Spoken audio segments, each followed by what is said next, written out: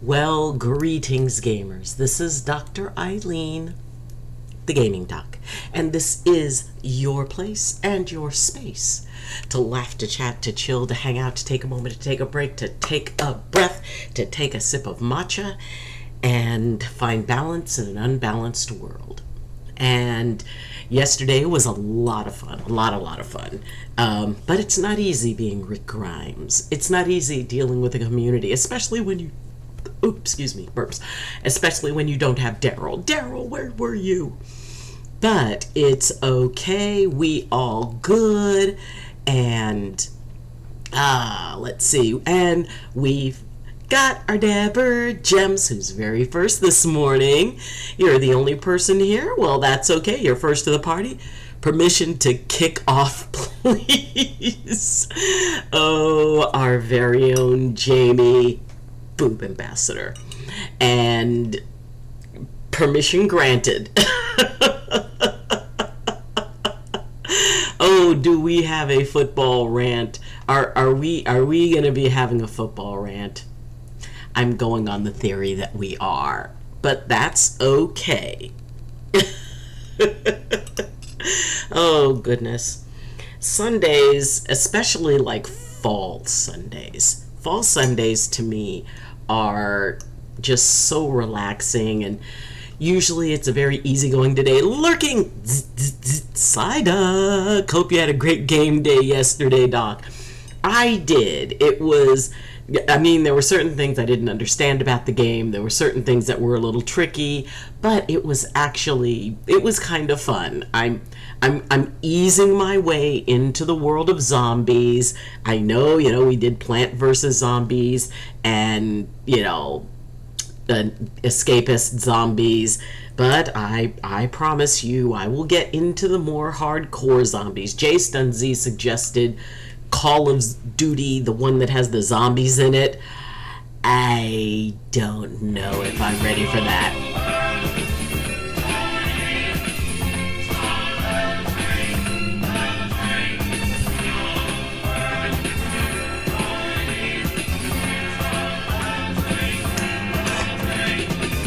Kimmy Beans, who, thanks to our wonderful IR Mischief, comes in with a gift sub. And we do have our 3 champions in here coming in for the gold. We've got our Dabber Gems, and I just love that. I don't know. And coming in for the silver, ready to be feisty, our very own, and I know like someone's going to get extremely hurt kickoff. Okay, he's our feisty one. And we also have Lurking Psyduck coming in for the bronze. Champions, take your places on your risers, wrap yourselves in your national flags as we play your national anthems. But it was a lot of fun. Need to get some new teas, but I don't know what to try. Ooh, tea is such an adventure. And are you leaning towards, my dear Dabber Gems, I have faced that same conundrum. And basically what I ask myself is, what do I want from this particular tea? Do I want something to pep me up? Do I want something to relax me? Do I want a flavor that I've absolutely never tried before? Do I want to, to have something that by all indications is actually pretty healthy? Do I want it to help me sleep? Do I want it to clear my colon? So I would say, my dear, first, ask not what you can do for the tea, ask what the tea can do for you. Absolute boomer reference. It was a speech by a politician, I believe John F. Kennedy, who was president when I was born. Thanks, I guess, yes. And Dr. Haiku, our very own, our very wonderful Dr. Haiku, who is such a good friend of the channel, of the stream, of mine, and who, were you actually playing PUBG? Are people still playing PUBG? I've always thought that would be an interesting game. And in fact, PUBG has a zombie version. I've seen it. It's crazy. I don't know if I have the skills for that. I'm not feisty. It's just on site with two people at the moment. Well, then I guess those two people are tremendously wrong for upsetting you. Yeah, that was the last thing I streamed, but it's been a while for sure, lol. Well, it's never too late to get back. And, it really is kind of a juggling act, because there's a lot of times, there are times when I play games just because it's like, you know what, I enjoy it. And there's times it's like, let's bring in a few friends, let's stream. And the thing is, I think that a balance of both is needed. We all need that time that we're not on. And it's always fun to share with people what's going on with us, what's happening. It can be a very social thing. I have a stream that basically people are very welcome to come in and say, you know what, all is not well in my kingdom. And have a chance to talk about that, or if you feel someone needs to be kicked. So, a lot of streams don't embrace that. And in all fairness, I think that if there's a stream that specifically says, okay, we only want happy things, don't nobody bring us no bad news, movie reference, and I will have huge respect for anybody who recognizes that movie reference and what movie it came from. It was a song called Don't Nobody Bring Me No Bad News. And some streams are like that. I think part of it is that the streamer maybe very wisely realizes that they're not equipped to handle that. Not everybody is. Not everybody is able to go, oh, okay, you're going through a tough time. All right, let's navigate that, and let's look at it, and people can give support for it. It's important to remember, and I've talked to some other streamers who say, I don't know what to say. But the thing is, if you don't know what to say, it's usually a very wise sign to say nothing. It's a sign to listen. As I've said many times, and I will say again, everybody has their own answer inside of them. They don't need yours. They don't need mine. My answers are designed for me and the life I've led and the person I am. They have their own wisdom inside. And being able to find an answer that is inside, all it means is finding the right questions. And I don't invest heavily in that, because I know sooner or later that person's going to find their answer, and they're going to find it inside of them, and it's going to be the perfect answer. And sometimes the hardest part lies not in finding the answer, but in accepting the answer.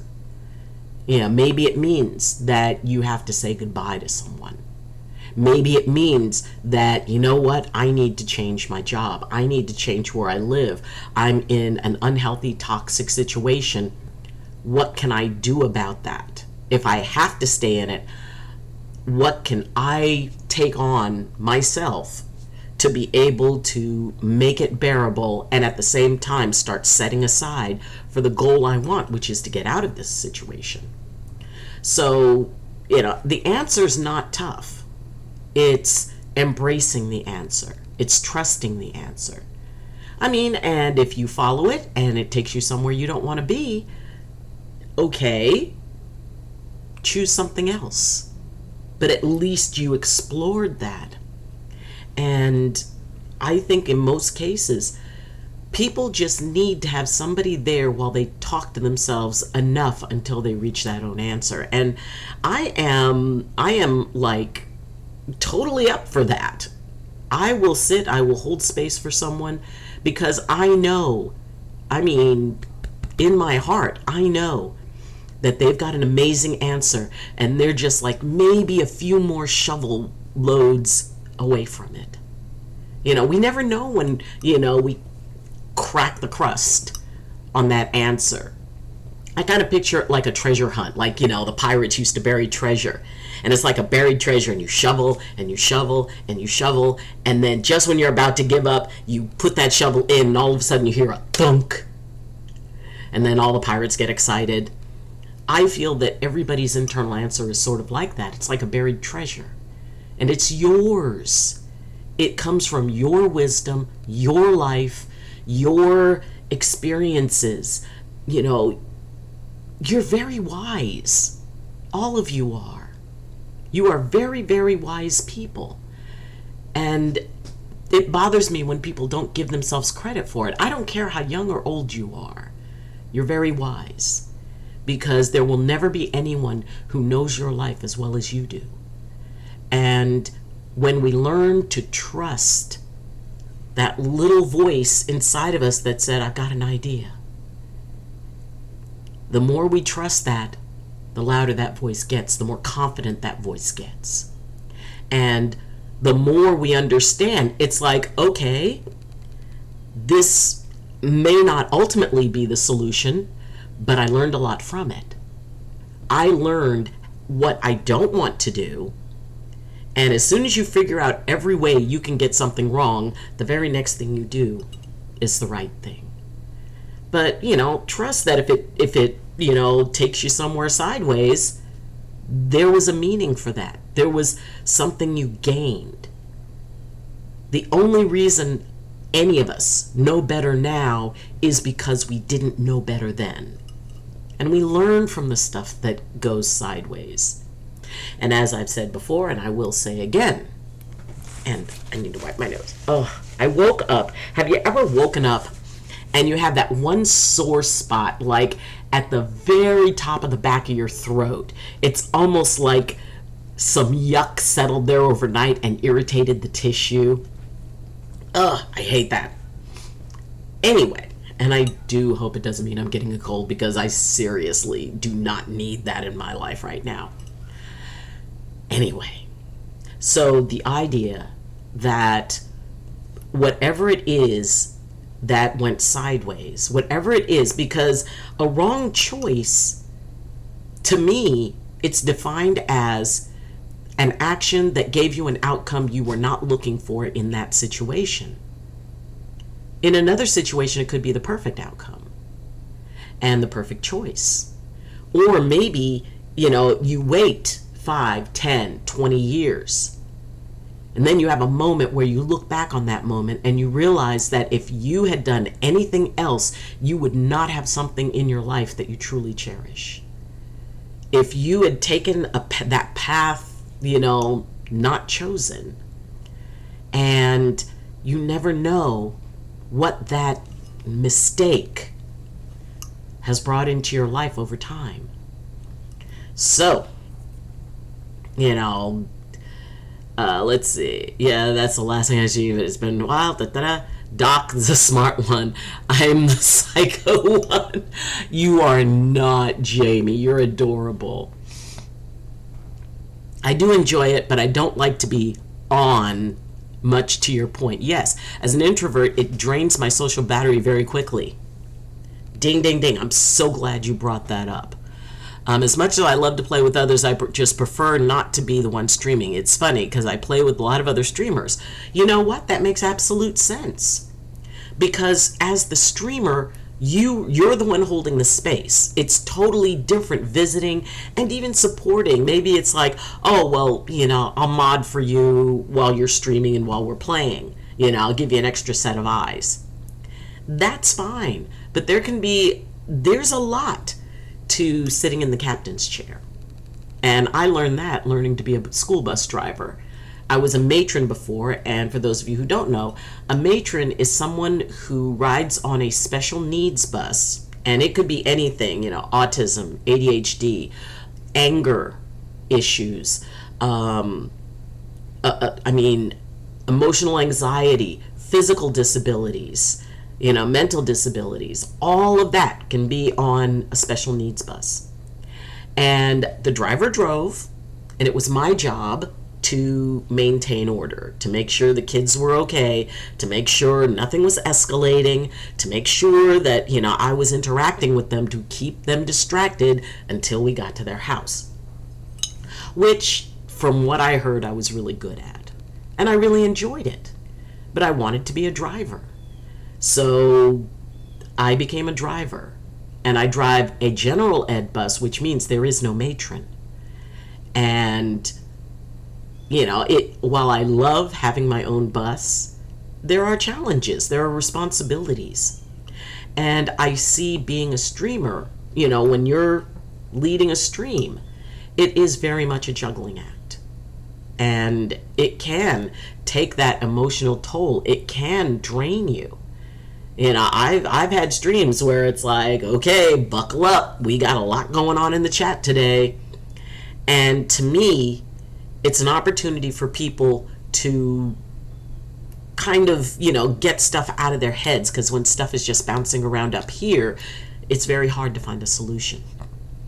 And sometimes when people say something out loud or they're reactive about something, in a way, to me, it's like if they're bringing it up here, they're asking for help to manage it because they don't feel safe with it. And anger is something that is very hard for people to deal with.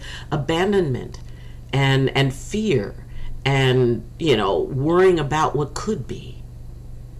So when people have a chance to bring that up, first off, it lets other people know. It's like, wow, they have the same fear I do. And it feels so good for them to understand that someone understands them. And also, by bringing that out, it allows other people in the community to say, you know what? I don't know exactly what you're going through because I'm not you, but I've been through a similar experience. And I'm really sorry you're going through it. Here's what helped me. And, and that's one of the beautiful parts about this community. Y'all are so willing to be there for one another. I've seen people have it turn out that they had so much in common. And, it's like, oh my gosh, after the stream, let's talk in Discord, let's chat in Discord.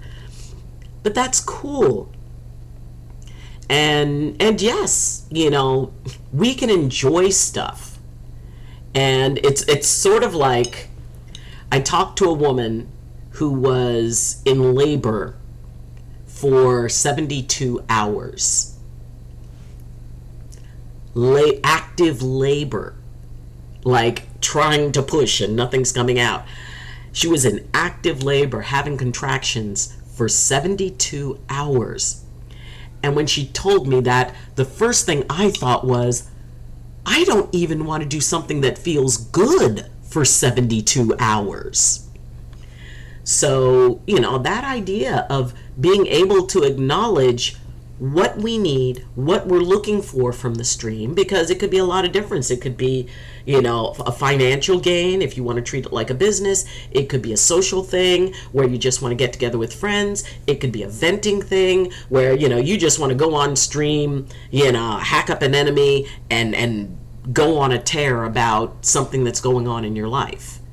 And yeah, and all in the name of entertainment. Fruity Leaf's my favorite foliage, yes. Ad after ad. I need my pay to come in so we can resub. I was playing Dress to Impress with my girlfriend. Nice! Oh my goodness. Dr. Haiku saying hi to Fruity Leaves. I made a new pretty yesterday. It's in show and tell under another pretty I did. We will definitely be hitting the Discord. Dr. Haiku, hi! I'm going to go continue playing DTI with my GF. Bail! You go, girl. Let's see. DTI. What are those initials? Y'all young people and your initials. What does DTI stand for? Question is the best yellow or orange? No. P.S. It's yellow. Fine.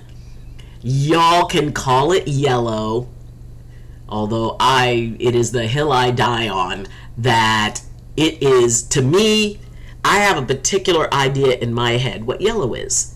And that is more, it has more red tones than a pure yellow. So that is the hill this old lady plants her flag. Anger is going to be the death of me one day, and to be honest, I'm extremely close to giving into it right now. Oh, dress to impress. Dr. Haiku, thank you. Matcha. I've gotten so into matcha lately. And Jamie, I'm really sorry that you are going through, because usually you're in and it's jokes and, talking about the color of buses. And I really admire that about you, because you can be going through something and yet you will still find a moment of humor to kind of release some of the steam. And that's why I don't worry about you. In my heart, I believe that you know where your line is. You know where that place of, okay, we're about to have some very, very, very bad decisions. Or at least decisions that have an outcome that you're not looking for. And, there's more to you. And you think about things. And while you may want to react, we all have moments when we want to react. You always self-monitor. And, and that's why I'm very happy and don't mind at all when you guys vent when you're upset about something. Because that releases some of the steam. It allows an opportunity for you to go, you know what, this wasn't right. This isn't fair. And and nobody will ever say life's not fair. And it balances in its own way. But in that moment, if something doesn't feel fair, you should be able to have a space where you can say, you know what? I did not consent to this. I did not agree to this. This is not okay. And if somebody is treating you in a way that is inspiring that self-defense mode, because it is, anger is a self-defense mode. Anger is someplace we go when we don't feel safe, when we're not around people who help us feel safe, or we're around people who we believed help us feel safe and then they don't. Been there many times. And to this above all, to thine own self be true. And Jamie, your truth is that I do not believe that your anger is ever going to do that, because the thing is, I know ultimately you will put it on a leash, because you always have. You may have come close and you may have acted to a certain level, but as far as that, no. There's more to you than that. And as silly as you are, you're actually quite mature. So, you got this, sweetie. I can be the most nice person or the most evil person you'll ever meet, and it's been a while since he's been let out. Yeah. I self-monitor only because I don't know how far he will go. But the thing is that you don't give up. The fact that you don't let it out, you're keeping it in a place of choice. You're going, you know what? We cannot put the genie back in the bottle. You don't surrender choice, which means that you are empowered. And being able to maintain that for whatever reason, that is something that not everybody can do. So you got this. Iron Eagle, hashtag Doxagoomer, my eagle of iron is in the house. Okay, we gonna catch up on some of our amazing, wonderful, awesome Discord stuff. And second half was an effing joke. Highlights. Folkestone Invicta 1-1 hashtag United. Isthmian. How is that pronounced? Englishing. Of course, that might not be English, so I'm off the hook. Isthmian. Okay, let me know if I was even close to that. Okay, we've got music mixes. Jamie put in some Spotify stuff. Church of Roswell, Candy Carpenter, Josh Doyle. Well, that's cool. We will definitely be checking those out. And let's take a look at Show and Tell. Alrighty. Let's see. Ooh. Enchanted Luna did an acrylic painting. Oh, this is so cool. It reminds me of something. I mean, I know the whole gnomes thing, but there's something else this reminds me of. And that is quite bothersome to me because my little boomer brain, it's like, no, you know what this is. You just can't remember exactly what it is. But I think it's lovely. And, you know, doing an acrylic, that's not an easy thing. And, oh, we've got a magical snail. Oh, look at that. Rainbow snail. I like that. That is very cool. And the little wavy bits where the, where the edge of the snail is. It's almost like the snail's head is going this way. But I love the way you blend the colors. And for the spiral, that is so cool. I like it. I like it so much. And then we've got a photo, it looks like. Oh my gosh, this reminds me of a place back on the mountain I used to love to go. It was a swimming hole. I mean, if you ever lived in a community that was small enough, they didn't have a pool, they had the swimming hole. And, everybody would walk over to the swimming hole, and basically it was a section of the river that was a little bit deeper, not horribly deeper, but was a little bit deeper. And there was maybe a 10-foot, well, maybe a 15 to 20 foot high, little cliff face. And people would jump off that into the water because that was the deepest point.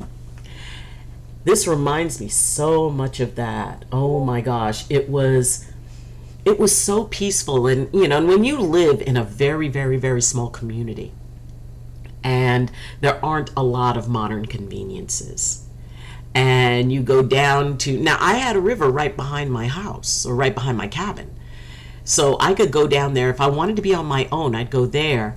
But if I just wanted to enjoy the laughter of children and people chatting and catching up on the gossip of the community, every summer you went to the swimming hole. And it was really nice. It was really neat. And thank you for that memory. Ooh. Oh, I love this. Oh man, again, rainbow theme, but I love the way you did the hair. And the little butterfly on the nose. Oh my goodness. That is, and the expression is like, okay, I've got it balanced, don't move! That is very cool. And Bladella's new computer build. Wait, what's that? A top ramen. Oh, yes. Oh, and there's her reflection taking the picture. Neat. That is so neat. That is very, very, very cool. And just being able to take time. And there's speaking of Bladella. Okay, wait, let's scroll back. Not really feeling good today. Iron Eagle, I'm so sorry. What's up? It's up to you to talk about it. Is it bad that I enjoy the thought of hurting certain people? It's neither bad or good. It is a reflex. It is an expression of that primal part of ourselves, the fight, flight, or freeze. It is based in, I don't want to be hurt. I don't want to be disrespected. I know what that feels like, and I am going to make that not be a thing in my life. One way, the saying my mother used to have, and we always knew when my mother reached the end of her tether with somebody, she would look them square in the eye. And my mother, she was a fierce little old thing. She'd look them square in the eye, and she said, fine. One way or another, you will no longer be a problem to me. And she said it in this low voice that could chill somebody's blood in their veins. Now, I never actually saw her do anything. I honestly don't believe she was bluffing. And the only time she would reach that point is if somebody did something to one of us, one of her children. She didn't care what people said about her. She didn't care about, opinions or whatever. She'd ignore them. But mess with her children, and that's when you got the one way or another, you will no longer be a problem to me. And oh my gosh, reminds me of the Smurfs. Yes, it's very Smurfy. I think for some reason it's like I saw it on a puzzle. I saw that image on a puzzle. Very cool. Everybody welcome in Bloodella, who was last thing playing Fortnite, which, it just automatically goes to the last thing, who is also an amazing scouting mama. Lizard Guy! Lizard Guy! Oh my gosh! 1, 2, 3, 3. Alt! That it's so nice to see you again. Oh, it's been a hot minute. How are you, my dear? Hi, Bloodella. Caught the rainbow in the water. Nice. Hello, Dr. Haiku. It's Good. Why do you folks keep bringing in words I don't know if I can pronounce? Gudetama, the lazy egg. I'd be a lazy egg. That picture hurt to take. I've been feverish all week. Wow. Well, it is even more amazing then. My fiance's friends have gotten to her, and I feel like giving up. You know what? First off, I'm really sorry that you're going through that, Iron Eagle. Hold on. I've been great, Doc. You got engaged?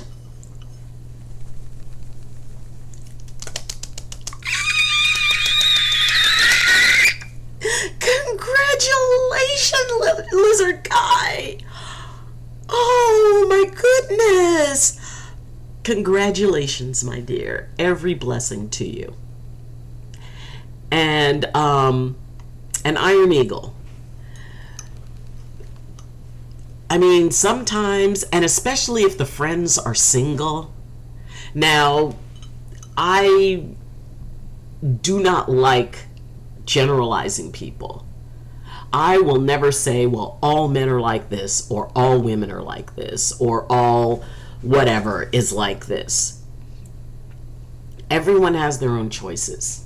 Now, if your fiance's friends are single, there seems to be some sort of bizarre unwritten rule among some, not all, but some single young ladies. When they're dealing with somebody who is no longer single, it's almost like they try to sabotage it.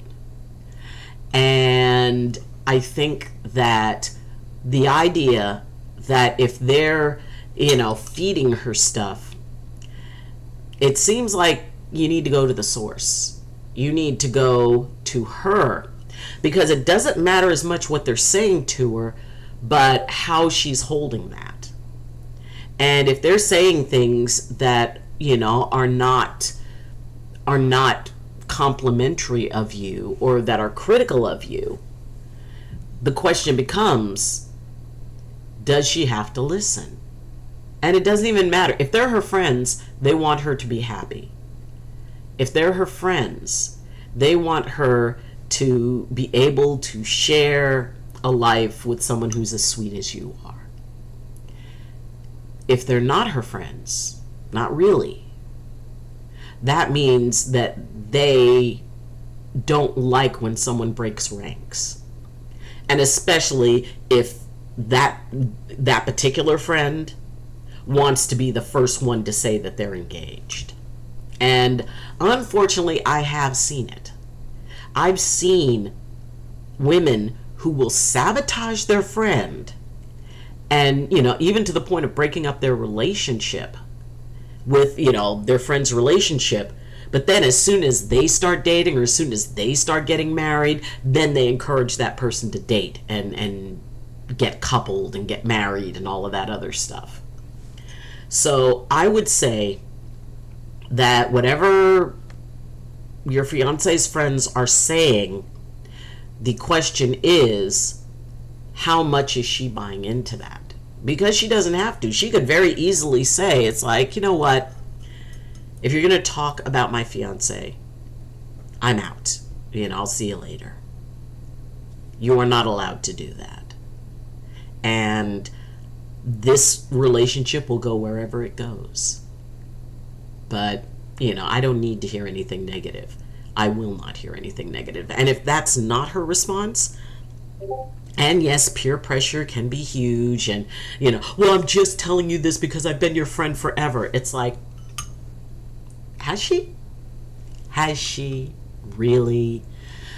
So, but I'm sorry you're going through that. It never feels good to be ganged up on. Thank you very much, Doctor and Doc. Yes. Well, I played Fortnite last, so the last game is correct. I'll be streaming Cult of the Lamb tonight with the Twitch extension activated. I actually have that game. I have Cult of the Lamb in my Steam library. I just haven't opened it up yet because it's like, in looking at it, and I know they're pretend beings in an imaginary world. Their feelings are not hurt by me, but it's like, I don't want to sacrifice people. I don't want to. And that's just my foolishness, because it actually looks like a very, very fun game. But, my sons used to always laugh at me because it's like, Mom, you really worry too much about what the imaginary people in the box think of you. And I had to agree. It's like, I play Knights of the Old Republic. I would be so good, I'd be glowing. I would never say anything bad. I defended the weak. I stood up for people. I would give them money. And I have even tried to be evil in the game, and they can't. Which is silly of me, I know. I even went as far as saying her friends will betray her just like mine once did. Yeah. I mean, it is about, and then, they say, it's like, see, we told you that he didn't like us, because then it's like oh, well, he doesn't like your friends, he wants to cut you off, he doesn't want you to, he doesn't want you to have support. I've seen those arguments used. And, I mean, ultimately, it is about what's between you and her. And the friends shouldn't really play into the decision. The only two votes that really count are yours and hers. And being able to sit down and say, well, why is it that, you seem to be giving weight to their comments about me, and, if they're flat out lies, it's like, well, I hope you would know that that's not true. But what they're doing is they're playing into her fear. And humans are pack animals. I mean, we are. And when you get a group of women together, it's not just their periods that sync up. and the "I told you so." They will bring up every past relationship that they felt. See, I told you about that guy and it turned out he was a jerk. I told you about this guy and it turned out he was a jerk. Now you don't want to believe me when I tell you about this one. So, there can be a lot of manipulation there. I would probably leave the friends completely out of it because ultimately they don't matter as much as where she's at. And, and you can say, it's like, I feel very hurt about what your friends are saying about me. Now, that assumes that they're saying it about it. You don't believe they're saying it about it. If she has told you, well, they're saying this stuff about you, or if you heard them saying it, or it was put in messages or whatever. It's like, I'm really hurt by that. And it bothers me that it seems that you're allowing it. That I would defend you. If my friend said something about you, I would defend you. And I don't feel that. Maybe I'm wrong. But I really don't feel that, and that's very hurtful to me. So keeping the friends completely out of this scenario, keeping them out of the discussion, because this really doesn't have as much to do with them as it has to do with her. So, being able to, and I know that's very difficult. Let's see. One of these days we'll have to have Dot play some Cult of the Lamb. Oh, should I do that for Spooktober? Oh, what I'd give to have Sith powers right now. What's the scariest tree in a Japanese forest? Bamboo! Oh, everybody welcome in Jay Stun, Z, my moderator Supreme, who is the King of New York and the reigning monarch of Staten Island, and I will hear no argument to the opposite, who is absolutely awesome, who was last seen playing Overwatch, who is an awesome streamer, and who is an awesome chef, and we are talking about a stream. We got to figure out how to do it, so I'm not letting y'all in on it. But there is a stream that I was thinking about that might be a lot of fun. It'll be different, but, and Bamboo. Oh, Jay and his, would that should count as a dad joke. That honestly should count as a dad joke. Zion, hey! Hydrate. Matcha! Very tasty. And it's actually very good for you. And it's my favorite color. It's green. When my best friend got married, When my best friend got married 4 years ago to the man she's still with, I kept asking her before she married him if she was absolutely sure that she wanted to be married. There are times in their relationship that she came so close to leaving him. One of the last times she came to me with something that was going on, I told her that I was not commenting on her marriage anymore because I feel like I'm talking to a wall. I love her to death, but I know she isn't happy. Bladella, first off, ding, ding, ding, 100%, 2 thumbs up, 2 fist bumps, 2 high fives for stepping out. I knew a woman who was probably in one of the most toxic relationships I'd ever seen. And there were times, there was a time she came over because he had threatened she woke up and he was standing over her with a baseball bat. And he said, I could crush your skull now and no one could stop me. It's like, no! First off, it's like, homeboy, you gotta sleep sometime. And then it's my turn. However, and she was going, it's like, oh, and I need to leave him. And I said, look, you can stay here. You can bring the kids here. We'll do whatever we can to support you. We will give you the money to go through the divorce. 2 days later, packed up the kids, went home, went back to him, and they're still married. They have been married for almost 35 years. Almost 40 years. They've been married for almost 40 years. And the fact that, for whatever reason, she chose to stay in it. And it was at that point that I said, you know what? I will not listen to a single word you say about your marriage. I will not offer advice.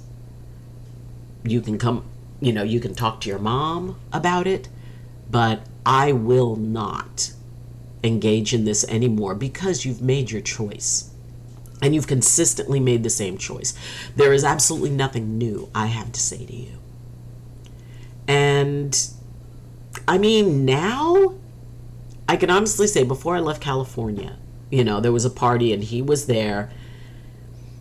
Age and illness had taken a lot of the wind out of his sails. And he was actually a reasonable human being. And at that time, he was drinking very heavily, which now he cannot because of his health problems. So you never know. You never know over time what is going to happen in a relationship. Who's going to change? How are they going to change? And can we hang our hat on the possibility of change? And I think that's a question that everybody has to answer for themselves. So, and the thing is, in a weird way, she is happy. Because that is what she nurtures. She nurtures that relationship. If there weren't something that kept her hooked to it, she wouldn't. And, oh, well, they love them. No, that's not enough of a hook. There is something that keeps her in that, and therefore it is literally the relationship she wants. And if she's not willing to do anything to change it, yes, in her own very weird way, she's happy. It's what she wants. And as I say, if you love it, I love it for you, even if I would never love it for me. So I wish her the best. I hope that she figures it out. But no, she's not listening to you because that's what she wants. Now, I do know that, the woman who I was talking about earlier, her perk out of this is that she gets to play the victim. And she goes to people and they tell her how much she's worth. Oh, you're worth so much more, and you're such a good person, and you're so pretty, and you're so this. Every time she goes through one of those episodes, she goes through all of her friends and her family members, and they just stroke her ego to no end. And they do it over and over, and I told her I will never do that again. Ever. Because I can't tell her that she's worth more than that if she doesn't buy into it. So if she's not listening, that means she has what she wants for whatever reason. Because if it wasn't what she wanted, she wouldn't be in it. I even posted a video on Facebook explaining what was going on my end. Okay. Fire Nutter, Captain Firebeard. Hi, having trouble waking up. Too much comfort under a weighted blanket. Oh, fist bump, high five. It got kind of chilly last night, and I threw an extra blanket on the bed. And now see, I like it when the room is a little bit on the cool side, because that means I snuggle up and I actually will fall asleep faster and I will stay asleep more. But I remember when I was little, and even when I was older, I would do this. If it was a cold night, I would get up, throw my blanket in the dryer for like 10-15 minutes, and then I'd pull it out and I'd get up under it, and it was like, oh my God, this is the best. Also, if I was sick, I would do that, and I could break my own fever. I'm listening to Disturbed inside the fire on repeat. Oh, I did that with Down with the Sickness. And shall we say, interesting things happened. Yikes, I don't get some people. I think people are just scared of change and they will stay in the misery. They know over the change they don't. Mr. Haiku, please put that in inspiring thoughts. Because that really is, the old saying, the devil you know is better than the devil you don't. And this particular person had a guy who treated her like a queen. I mean, there was nothing he would not do for her. If she, express, oh, well, that bracelet is pretty. Within 24 hours, she would have one just like it. He always opened doors for her. He always, he made sure he walked on the street side, because, that's like, when a gentleman walks on the street side, that means that in the old days when a streetcar would go by and it would splash mud up, that he would be the one to get the mud.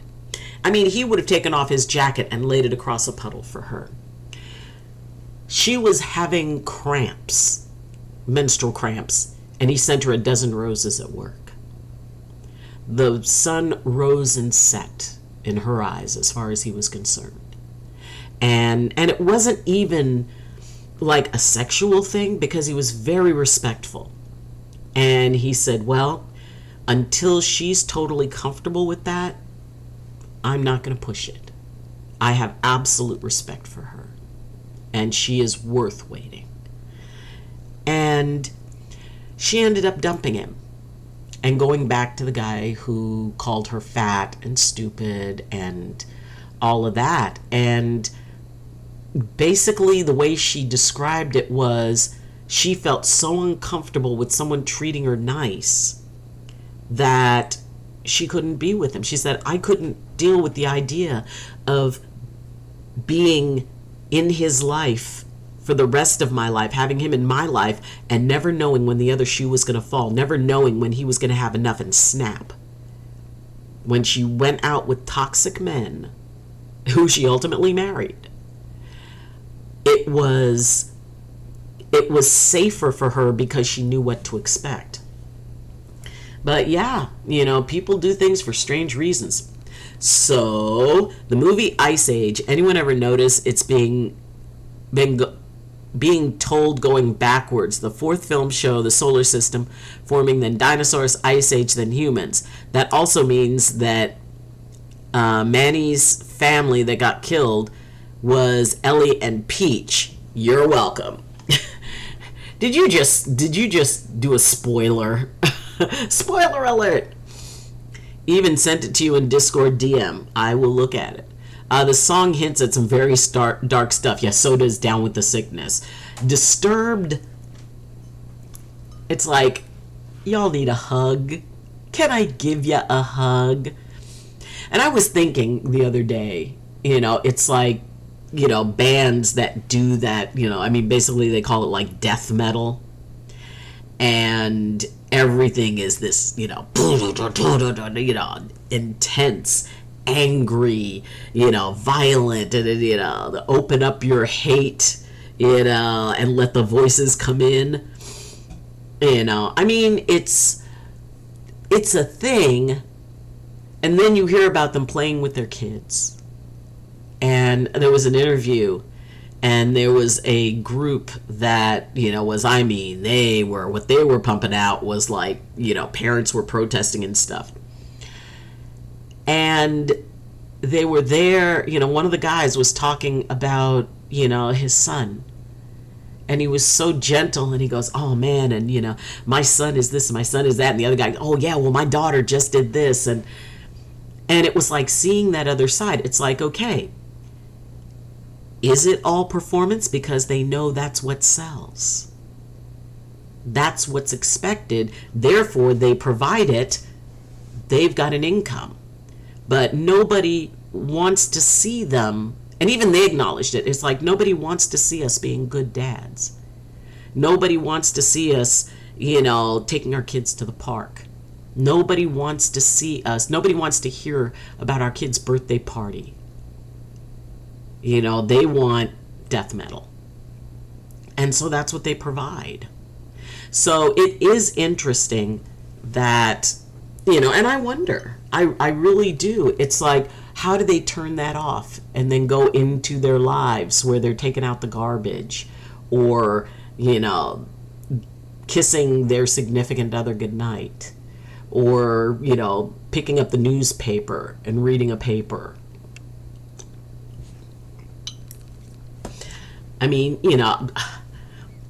Basically, I am what you see because I'm old. And when you're old, you don't remember stuff as well. So if I were to be making up a whole bunch of stuff to be something I'm not, I guarantee you that I will forget what I said. So for me, it's a lot easier just to basically be me. Now, that said, I will say that there are times in my actual life that I curse. Hush, Jay. I don't want to hear nothing out of you. Doc, did you miss my message? Hold on, let me scroll back. What was the last message that I got? Thank you very much. You thanked me. Okay, hold on, let me scroll down. If I Lion Park, Dr. Haiku, Jamie, Iron Eagle, Lion Park. Yeah, the last message was where you thanked me. Citizen Soldier is my favorite band ever. Yes, Cat Mom. Meow. Hey Doc. Hey, I love some Disturbed, but it's Slipknot for me. I haven't heard a lot of Slipknot, although I've heard of them. You know, it's like something rise up in me. You know, it didn't go through. I'll copy paste it. I mean, sometimes if it's too large, they won't. You know, the chat will kind of go, nope. I'm going to be completely going through a divorce officially this time. It went too far this time. Oh, Cat Mom, I'm so sorry that you're going through that, and it's rough. And when you've made a choice and you've thought about it, this is not a light choice. You've given it a lot of consideration, and I'm proud of you for that. You did not act reflexively. You set a boundary. That boundary was crossed, or at the very least not respected. And coming from a place of calm, going, okay, we're done. And it's interesting because next May, I will have been divorced as long as I've been married, which means that, you know, after that, I will have been divorced longer than I was married. And I was married for 20 years. So it's interesting because when I got married, if anybody had told me my life would turn out the way it did, I would have been like, nah. But being able to make that choice, whether something is at the beginning or at the end, and even if it's really painful, we can still treat it as a sacred ceremony. We can still treat it as a sacred aspect of our life because it's a point where things change. It's a point when old doors close and new doors open. And, you know, and I'm sorry. And I know that you will grow from this, you will learn from this, and you will move forward. But I'm sorry that it was a thing. I was about a week from proposing to a girl a few years ago. It was such a great relationship. We get into a small argument about the dishes, I think it was. She ends up chasing me around the house with a chef's knife. Okay. Not okay. I recently gone pro in MMA at the time. I told her to back off, and I defended myself. Reasonable, when I was backed up in a corner. Thankfully, we had a camera because she was going to blame me for being abusive. Yes. I mean, we live in the age of technology. Y'all, especially you guys, make sure you record stuff. If there's text messages going back, take screenshots. Don't just, leave them there. Screenshot it. Because, a lot of people end up getting in trouble because someone, creates a story and there's no evidence to say they're wrong. So, but I'm so sorry that happened to you. The best ones, in my opinion, are The Devil and I or Wait and Bleed. I messaged you on TikTok. Oh, nice. Let's see. We'll allow that. Let's see. Needless to say, he cheated again, and he's sitting in the county jail with a $5,000 bond for domestic abuse. Well, then, that's a good place for him to sit. Remember, only way to get over it is to get under another one. And Jamie always takes the swing. Cat mom, or the only way to get over one twat is to get under another one. I already edited it. Lol. Oh, Jamie, Jamie, Jamie. Don't change your hair for me, not if you care for me.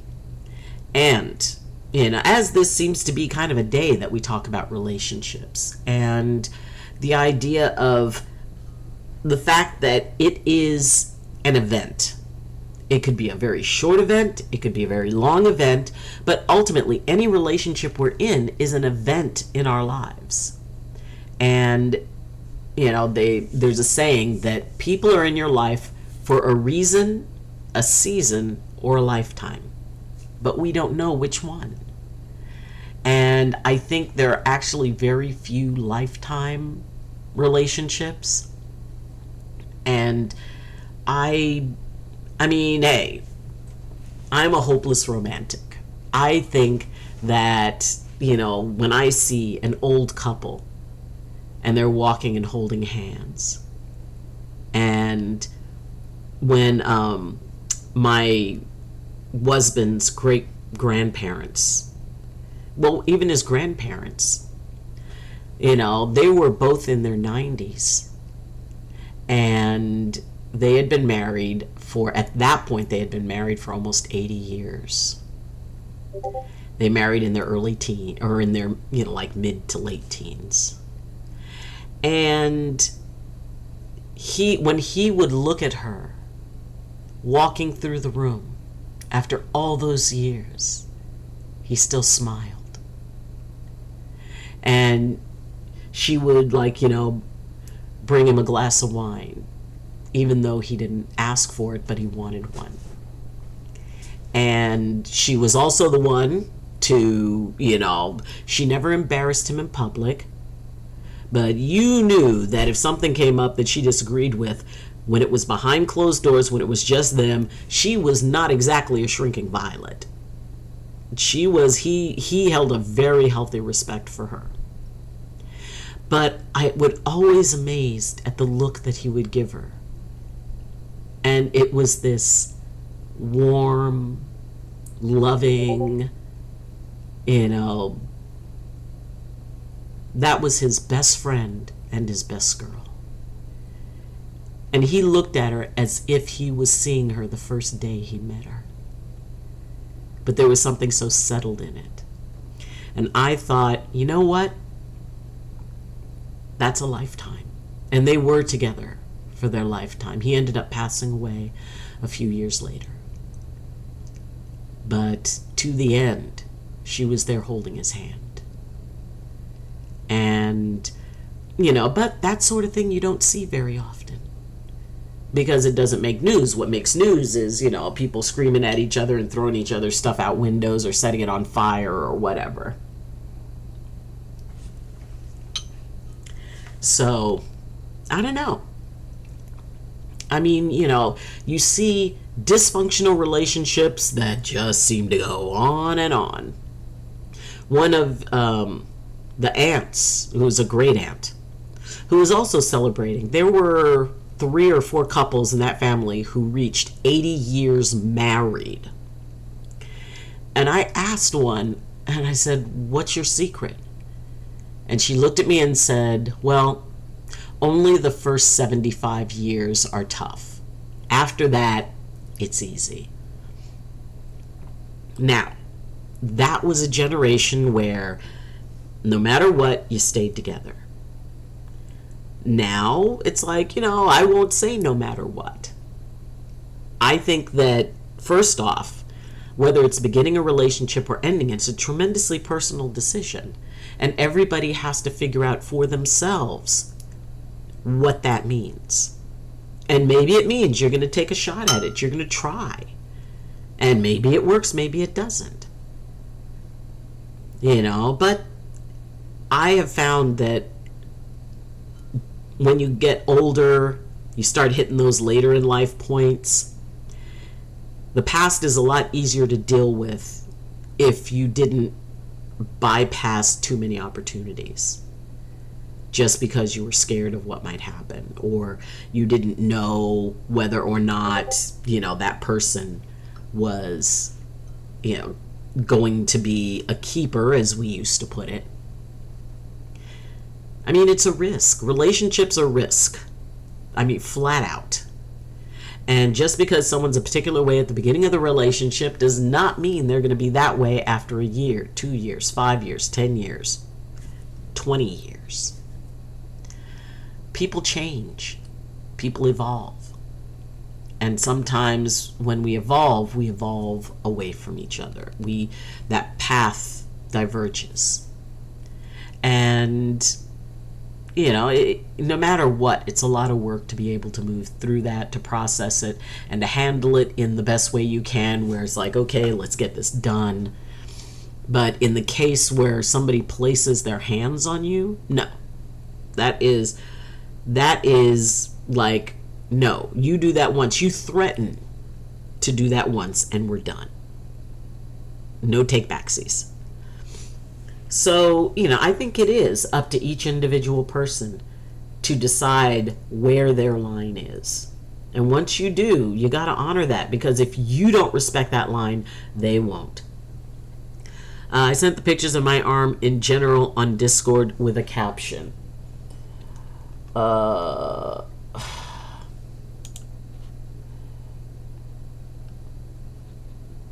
Okay. Now, normally I would prefer pictures of this nature that are related to an abuse situation, that it would be best not to show that publicly. I mean, you can send it to me in DMs, but, this could be triggering for some folks. So, but I understand it and I see it. I'm not going to put it on the screen.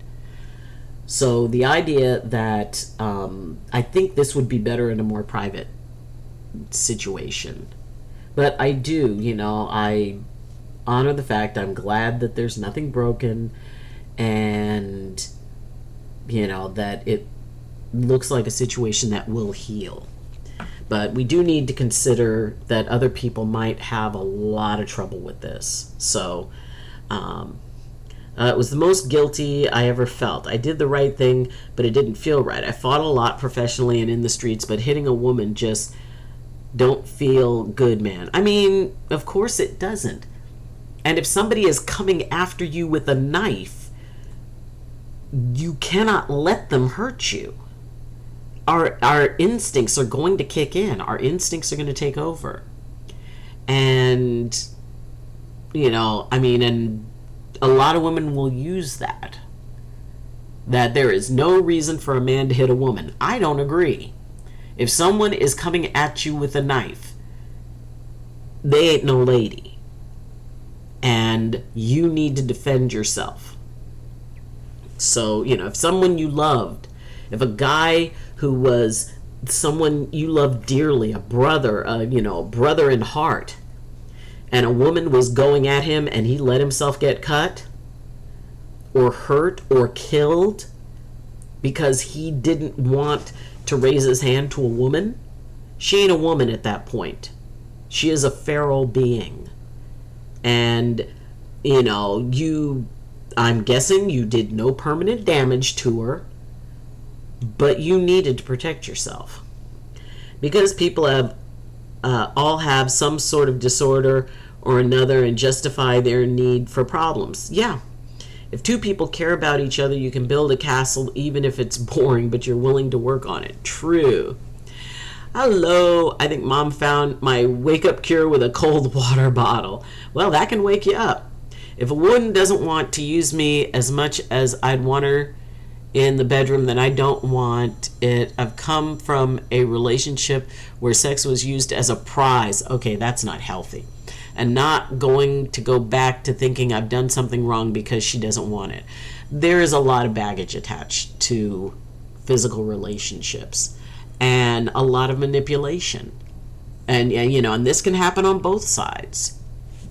So that's why healthy communication, talking about stuff, talking about the sexual relationship, while everything's calm and it's like, okay, well, here are my preferences.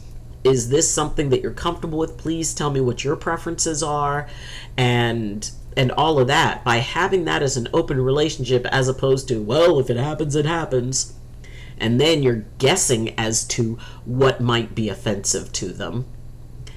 If a woman is big enough to throw a punch, she's big enough to take a punch. True that.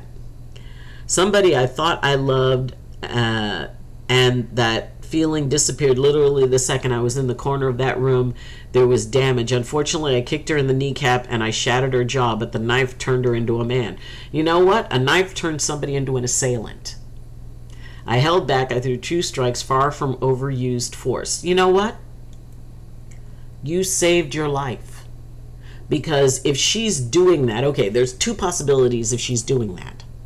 First, that it is a manipulative tactic to attempt to throw you off and, oh, I'm crazy, when she's really not, but she's bluffing. The second possibility is that she's not bluffing, she is not clear mentally, and either way, you can be hurt very, very badly.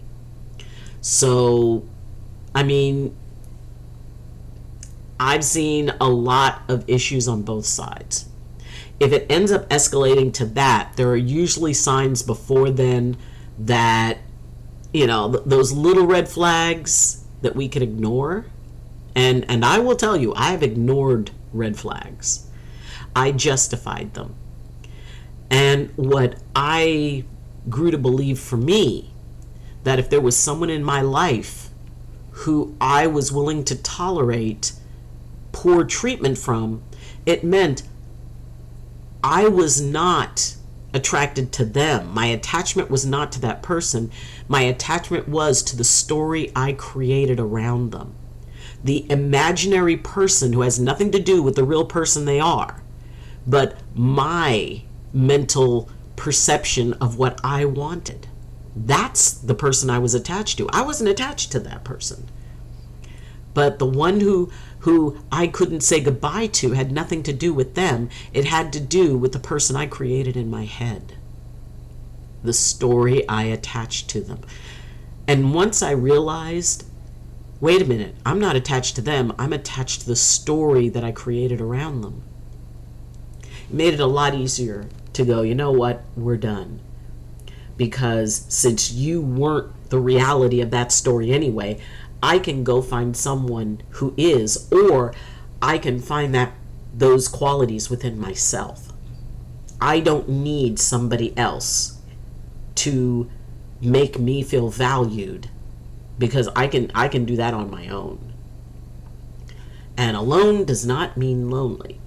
There is, there's some statistics that are coming out that, it's like men are not going to clubs anymore, because of the quality and traits of the women that they're meeting there that seem solely focused on what they physically look like and and how much money they make. And, it's like there was a documentary and it showed this club and it was almost all women. And they were all there dressed in their, teeny tiny outfits, and, it's like, wow, guys aren't there anymore. They have figured out, after years of being told by women, we don't need you. They finally seem to have hit a collective point where they go, oh, okay, well then we don't need you. So, it really is.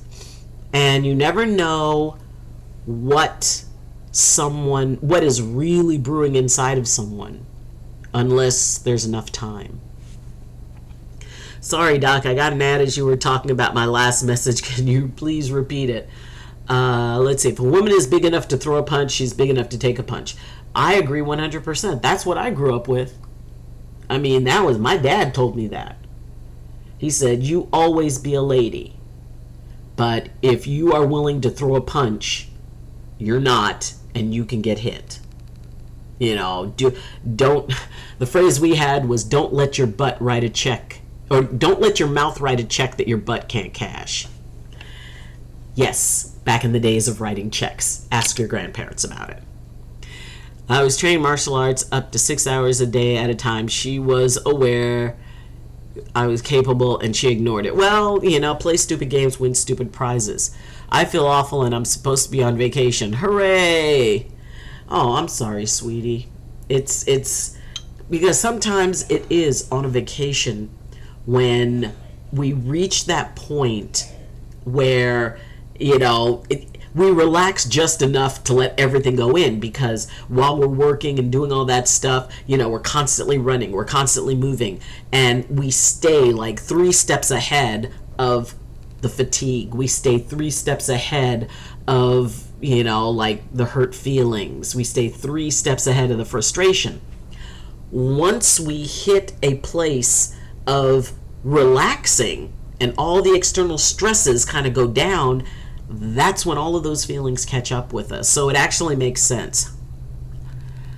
That's something that'll make you feel better. Okay.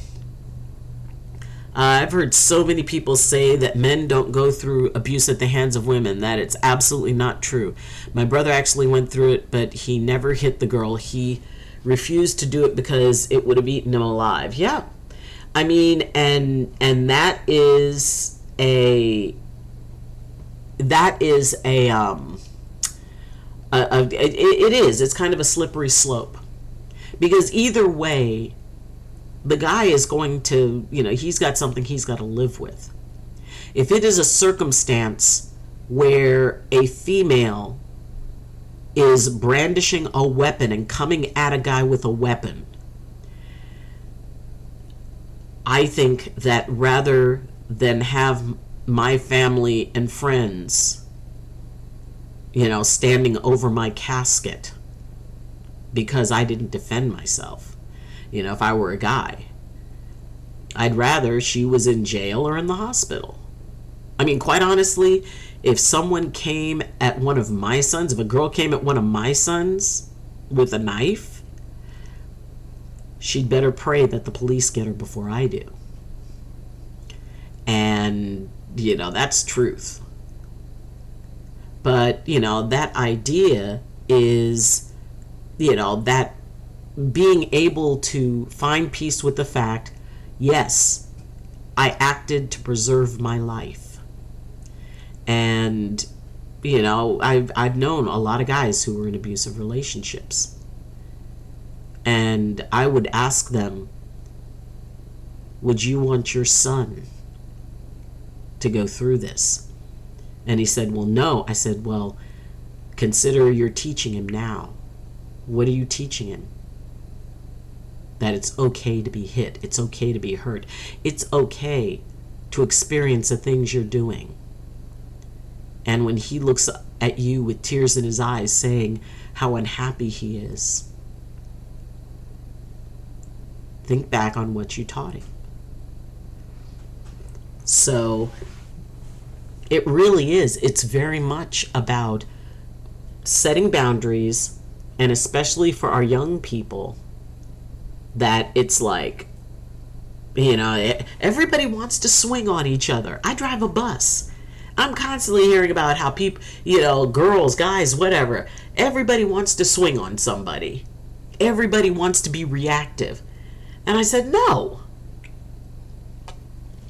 I said, first off, this ain't happening on my bus. Y'all, you can take it on at school. You can take it on at your classrooms. You can get off of the bus and go to an alley somewhere and, fight to your heart's content. I said, but it's not happening on my bus. And I have the relationship with them where they respect that. Well, he said this or she said that. And I said, so you're giving them control over you. You're letting them control you. Because, if they're saying something and if you come up to me and tell me, then I deal with it and you don't get in trouble. You immediately swing on them first. You're doing exactly what they want you to do, so they control you.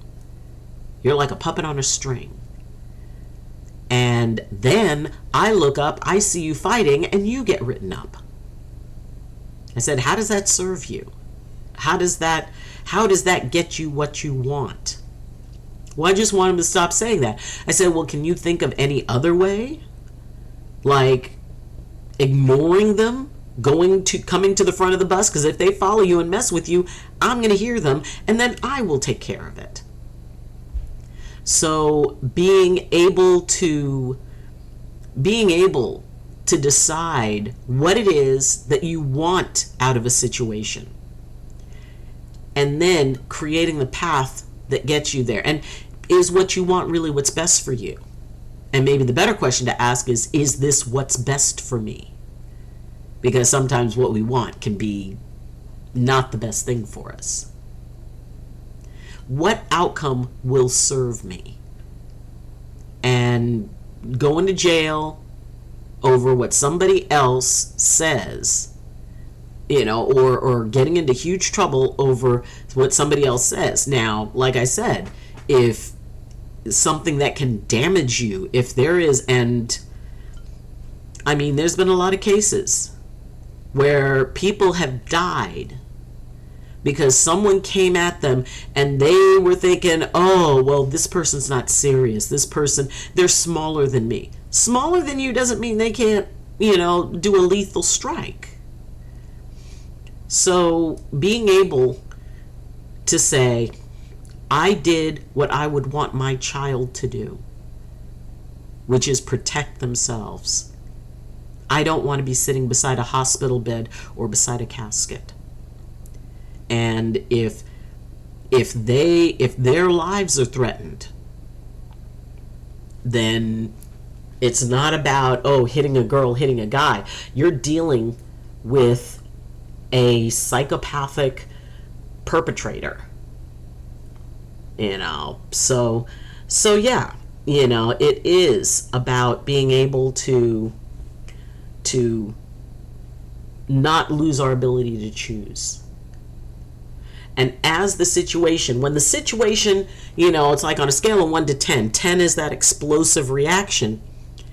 Everybody had from 1 to 9 to make another choice. Continuing to stand there and argue, that's going to escalate. Walking away will de-escalate. So people have all of that time before it reaches weaponry. When the talk becomes abusive, when the conversation just loops back, it's like, you know what? I'm out. I'm walking away. And if you think that, maybe they're armed, you back away. But you get out.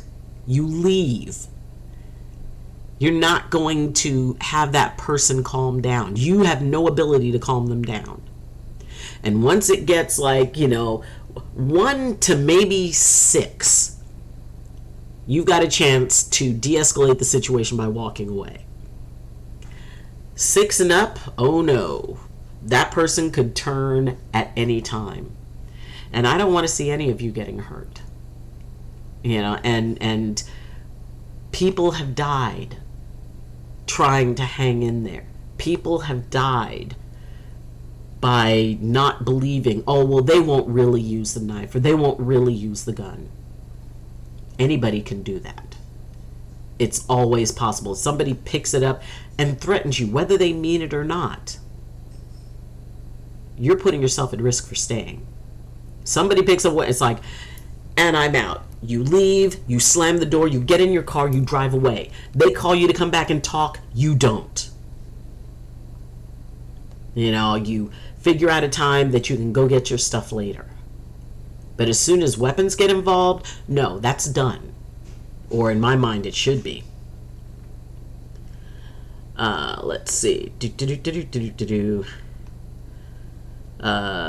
see. The real question is, where are these people found? Yep. I took some sinus meds, got a sinus pressure headache here. Is hoping that helps. Sinus meds should help. Give it about 20 to 30 minutes. Pretty sure that would be a no. There you go. I was always told you never start the fight, but you damn well finish the fight. And I can't find my glasses either. No. Where did you leave them last? I mean, to me, it's usually on the top of my head. I'm not home. I'm out of town. Took my glasses off so I could sleep. I put them next to the recliner. Probably up underneath it. Anything from a 6 or up. Me constantly sitting at 9 at any given time. Oh, see, I call shenanigans on that, Jamie. Because, you've been here and you've been tremendously supportive. I mean, even when you are on one of your angry football rants, you still never lose the ability to choose. And that's probably one of the most precious gifts that we have, is our ability to choose our actions, knowing that every action has a consequence. And if we allow stuff to escalate, I mean, in part, that's on us. We know ourselves better than anybody else could possibly know us. We know when that slow burn is building up. And if we want to stay in that situation and antagonize because we fall into that trap of, well, I'm going to tell them this and I'm going to tell them that and they're going to feel bad. No, they're not. At all. All you staying there is going to do is escalate the situation. You get called a coward for walking away, fine. Let them think you're a coward. You're a coward that's not going to jail or the hospital. But you never know when folks snap and suddenly it's a very serious matter. And Asta, homemade lasagna with ricotta. See, I found out that there is a way that you say that. Ricotta. Bell peppers, onions, carrots, celery, mushrooms, mozzarella, and Parmigiano Reggiano. Okay, I'm still working on my Italian cheeses. Made a bolognese sauce. Nice. No, I looked under, I looked next to, I looked in between the arms and the cushions. I looked in a 10-foot radius and even all over the first floor. Like I said earlier, I don't know how far he'd go. That's the only reason I keep it under control as much as possible. Well, but the thing is, that's a very good reason. And the fact that you are capable, because if you reached a particular point, none of that would matter. Staying under control would not matter. But you make it matter. So you keep it as a choice. And whether you can say, oh, well, I didn't choose it because, or I did not wake up and choose violence that day because I didn't have any other choice. No, you did. You do. We all have multiple choice opportunities.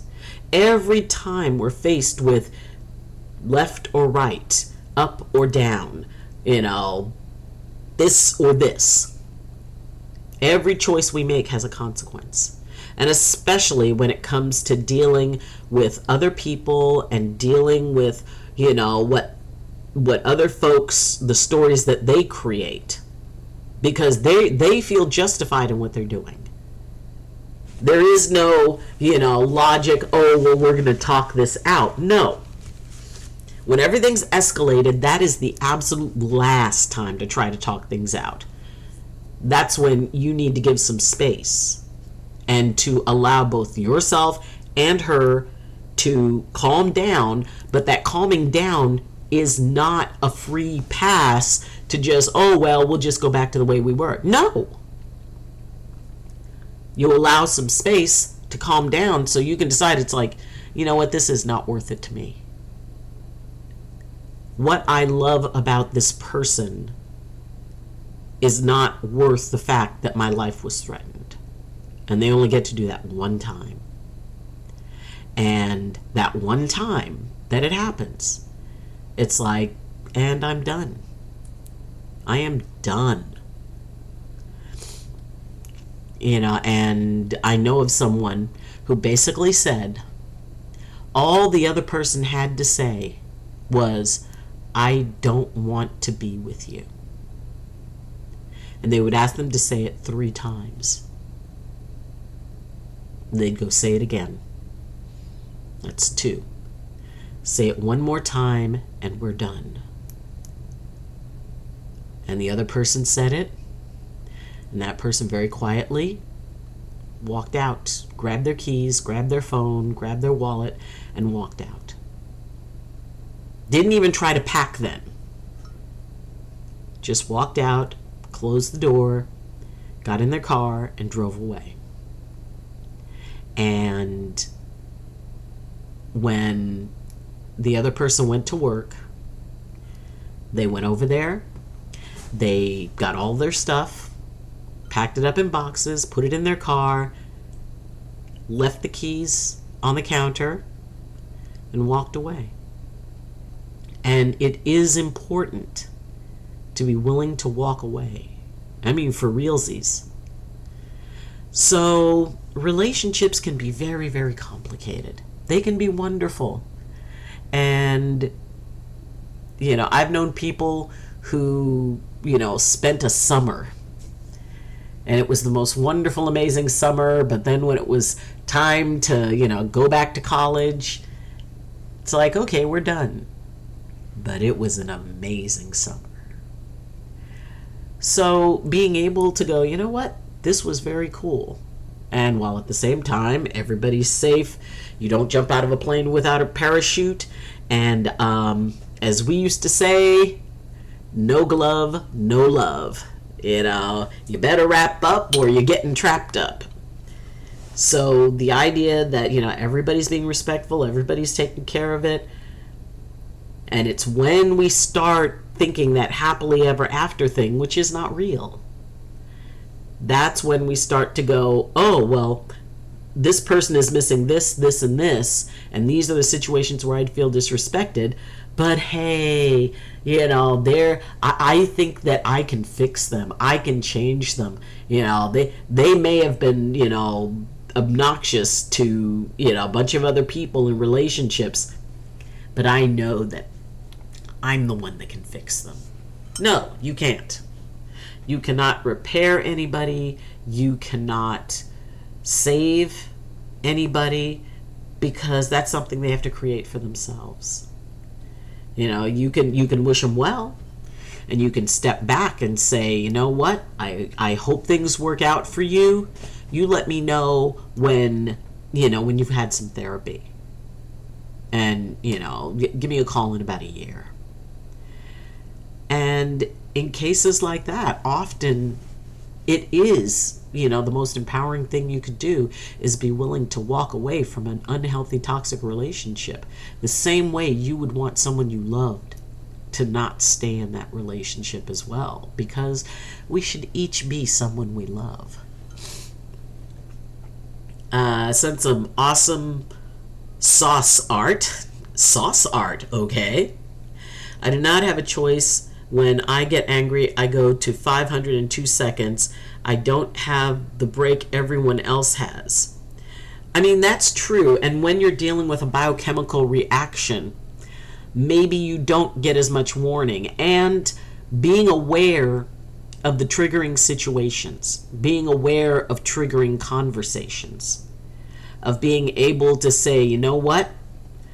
Immediately, I'm feeling this boil up. And that's the moment it's like, I need to leave. I need to get up and walk away now. Or if there's a situation where it has a fairly high potential of you being uncomfortable, why go into it? If there's a situation where there's a good chance you're going to be reactive, why do that? Why go into it? So, it's about figuring out the biochemical response that you get, and what are the high risk situations that you can identify. It's like, okay, if I'm out in the park by myself, generally I'm okay. I could still have a biochemical reaction even with no one there. Now, if I go to the park with someone and I run into someone who I know takes great pleasure in pushing my buttons, you turn around and you walk away. You don't, or you run. You don't stop and say hello. You don't try to be cordial, because that is a ticking time bomb that starts ticking as soon as you realize this is a person who triggers you, or this is a situation that triggers you. And everybody figures that out for themselves. And in some cases, it does make people just stay in their houses and order their food so they never have to leave. That was something that COVID kind of brought into the forefront. The idea of people never leaving their house, that they stay in their house to work. I had patients who have social anxiety, and they said the best thing that ever happened to them was COVID. Because, they did absolute shutdowns. And they said that they could not have been happier to automatically have an excuse not to go to the family gatherings, not to meet up with people. They got to stay in their space and never deal with anybody. And for some of them, when the restrictions started lifting, they actually went into depression, because they said that it had been perfect. And I said, well, why don't you talk to your work about the idea that you could continue to do work from home? Or why don't you do have stuff available to you that, you can order your meals, you can order any groceries that you want, and being able to deal with friends and family. It's like, oh, well, let's go to the movies, let's go this. It's like, I still don't feel comfortable. I don't feel comfortable doing that. There's still a lot of illness out there. I'll let you know. So, let's see.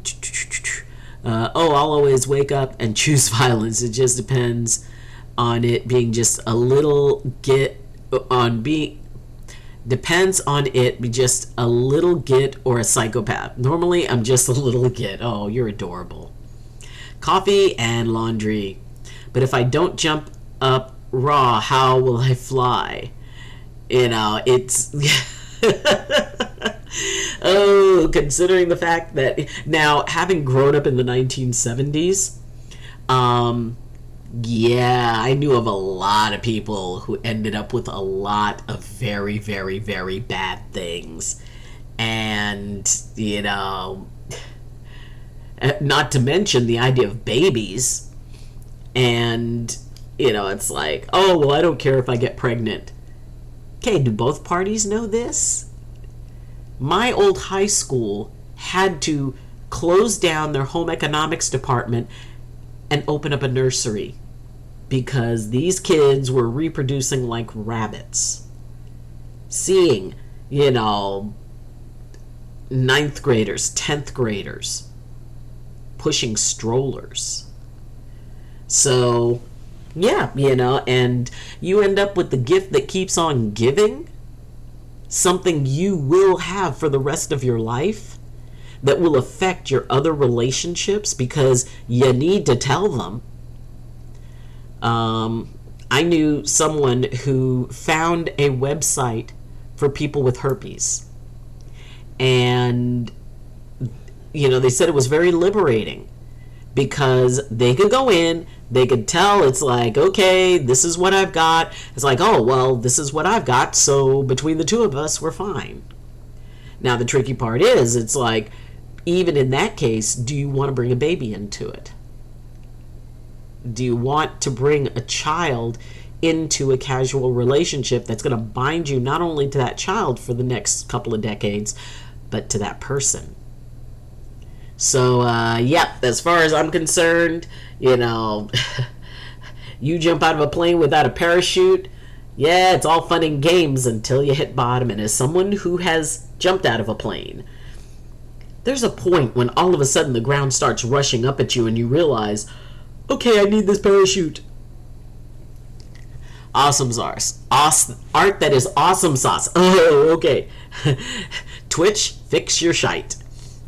I am unfixable, nor do I want to be fixed, because it's a lie. You can learn to cope with my issues, but they will never go away. They'll always be a part of who I am, and I don't think I'm in a relationship material because I have so many issues.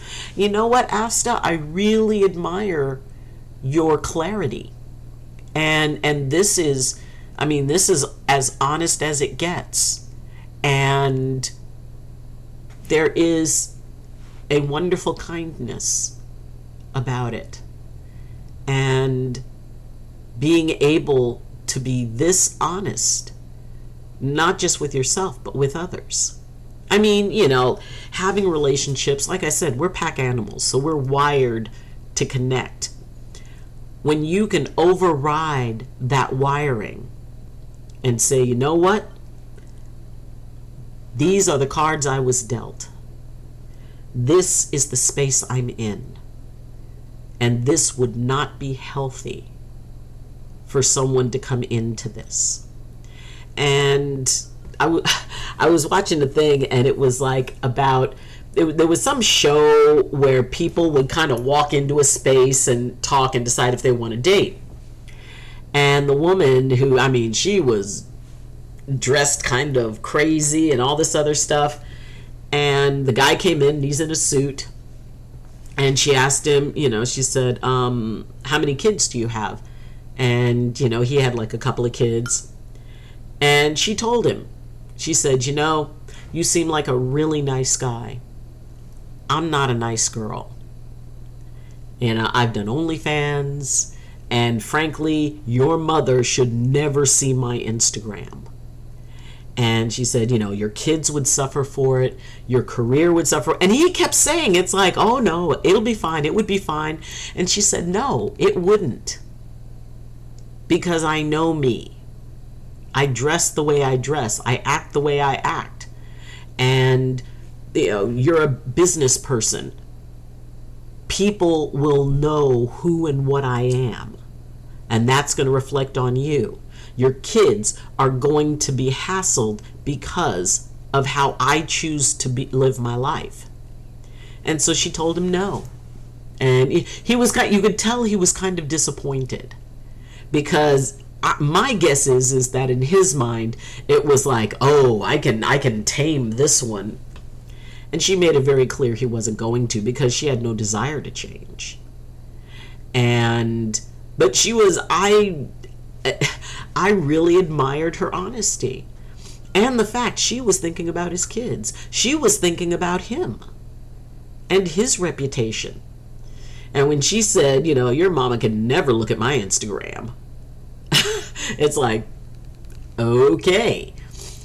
But, you know, when people are self-aware enough to go, it's like, no, this isn't a good idea. I know me. And especially because there's, you know, a big part of what you experience, Asta, that is biochemical, which means it's not something you can choose. It's not a behavior that can be changed easily. It's a chemical reaction that you are going to respond to. So I'm very proud of you. Because, and if you feel comfortable, put that in inspiring thoughts. I know it's kind of sharing a bit about you, but I think it's important for people to be honest with themselves. And this is like absolute honesty. And I really admire you for that. I mean, my mom can be directly next to me and I'd be like, huh, what? And if I didn't hear them because she didn't get my attention properly, yep. You know, that's wild. Yeah. Ooh, I forgot to tell you, our sweet Steven is now an orange belt. Pictures of the orange belt. And good for him. Remember, you don't need a parachute to go skydiving. You just need one to do it twice. Inspiring thoughts, Jamie. Exactly. He told his sensei before we left that he was going for his green belt. Good for him. Found them, yes. They were deeper in the chair than my hand could get. Hubby reclined and the back flap sagged, and they were there in the back flap. Yay! As someone who is very attached to their glasses, that is a horrifying thing when you can't find your glasses, because it's like, crap, now I've got to get new glasses. So if that girl is that way, why is she even bothering to leave the house? Because she's a party thing, because she embraces her life.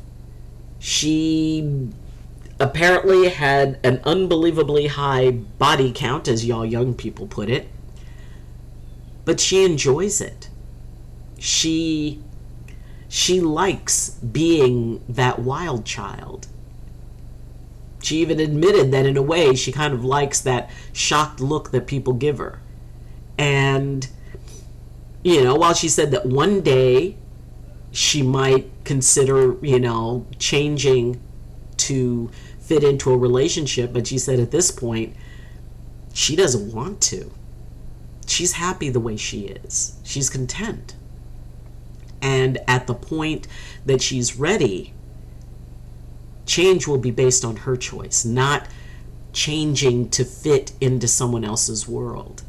And I did appreciate her honesty in that if she was going to change, it was going to be because she chose to change, not because she was afraid of what her behavior and her style would do to adversely affect a guy she's involved with.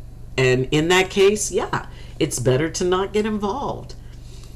So, it's like she was a wild child, and she wanted that. That was driving me insane, yes. But yes, you found it. In the last few days, I talked to my Twitch friends, and they all say I laugh like Seth Rogen. Okay, now I'm intrigued, and I'm trying to think. It's like, what does Seth Rogen sound like when he laughs? I'm going to have to Google that. We'll see what Seth Rogen sounds like when he laughs. Let's see. Posted in Show and Tell. So she just wants to be a street urchin. She wants to be that amazing story that guys tell their friends about an amazing weekend in Vegas. That they met someone, had the most remarkable, night of passion, and then when they woke up, she was already gone. But they'll remember that night. So, yeah, it's the fact that I admired her honesty, because she was going to be who she was going to be until such a time as she chose to change. And she said, I have no desire to be a mother, at least at this point. I have no desire to be a wife at this point. And it's true that most often when people go into a relationship, there's that automatic thing of, okay, is this someone who can be a spouse? As opposed to, hey, let's have a couple of hours of fun, and then, we each go and, because that was very much the 1970s. The 1970s was a decade because it was right before, AIDS kind of exploded into the mainstream, because they called it the 4-H Club. Homosexuals, Haitians, hemophiliacs, and heroin users. When AIDS first started coming out in the 70s, those were the only ones getting it. So it wasn't a mainstream thing, and, random sex with random people with no protection, it was just kind of a thing. And a lot of people ended up with a lot of problems because of that. So, maybe she pictures herself a child of the 70s. She was younger. I think she said that she was like 26. And she said probably in another 10 years, she'll think about changing. But until then, she was going to do what she wanted to do. Now, I did admire when she said, she never asked a man for money. She never asked a man to pay for her hair, her nails, her clothes, her bills, her cell phone, her rent. She said she didn't need any man to do that. And that was why it was about that emotional connection. It was about knowing that she was someone that he could be proud of, and she knew that that wasn't her. It's, there's the women who you take out and the women you take home. That was what used to be said. And those were two different sets of women. And if she wants to be that one you take out, it's like, for when you turn it around for men, it was like Mr. Right versus Mr. Right now. And the only thing I disagree with is the idea that folks be making babies that they don't need to be making. You better wrap up or you're getting trapped up. I don't hear it. I had to look him up. Yeah, my glasses are thick compared to the last set. I need the reader's part as bifocal saved me from migraines. Good thing. I think even at that point, the world is different, and even if she chooses to change, it's a wrap. Yeah, I wouldn't tell anyone that story. And then there's me who'd love to have an experience like that. Jamie, that would be an interesting type of situation. Someone who is as free and not committed, but see, that in its own weird way would probably bind you as a couple.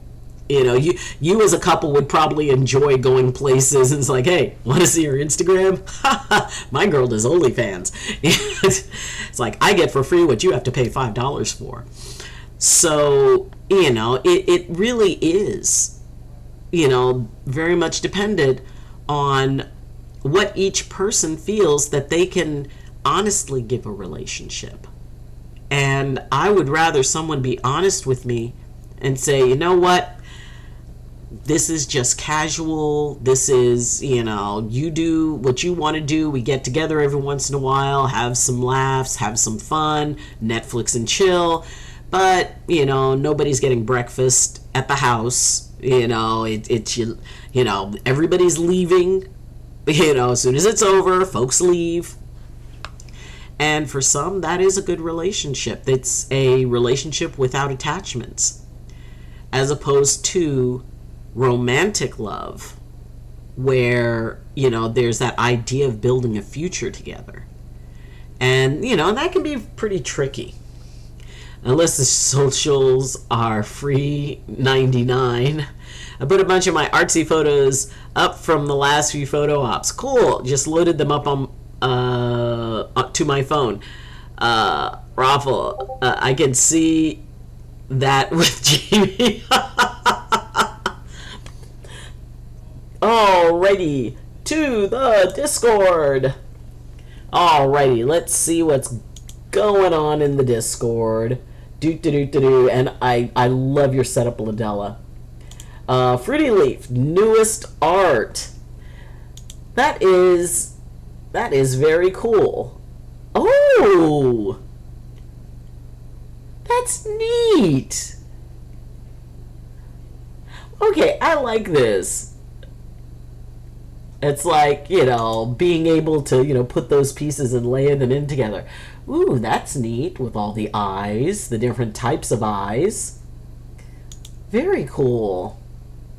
Nice, nice. Okay, I don't know what this is, but I love it. That is really cool. Oh, Karate Dojo, there's our kiddo.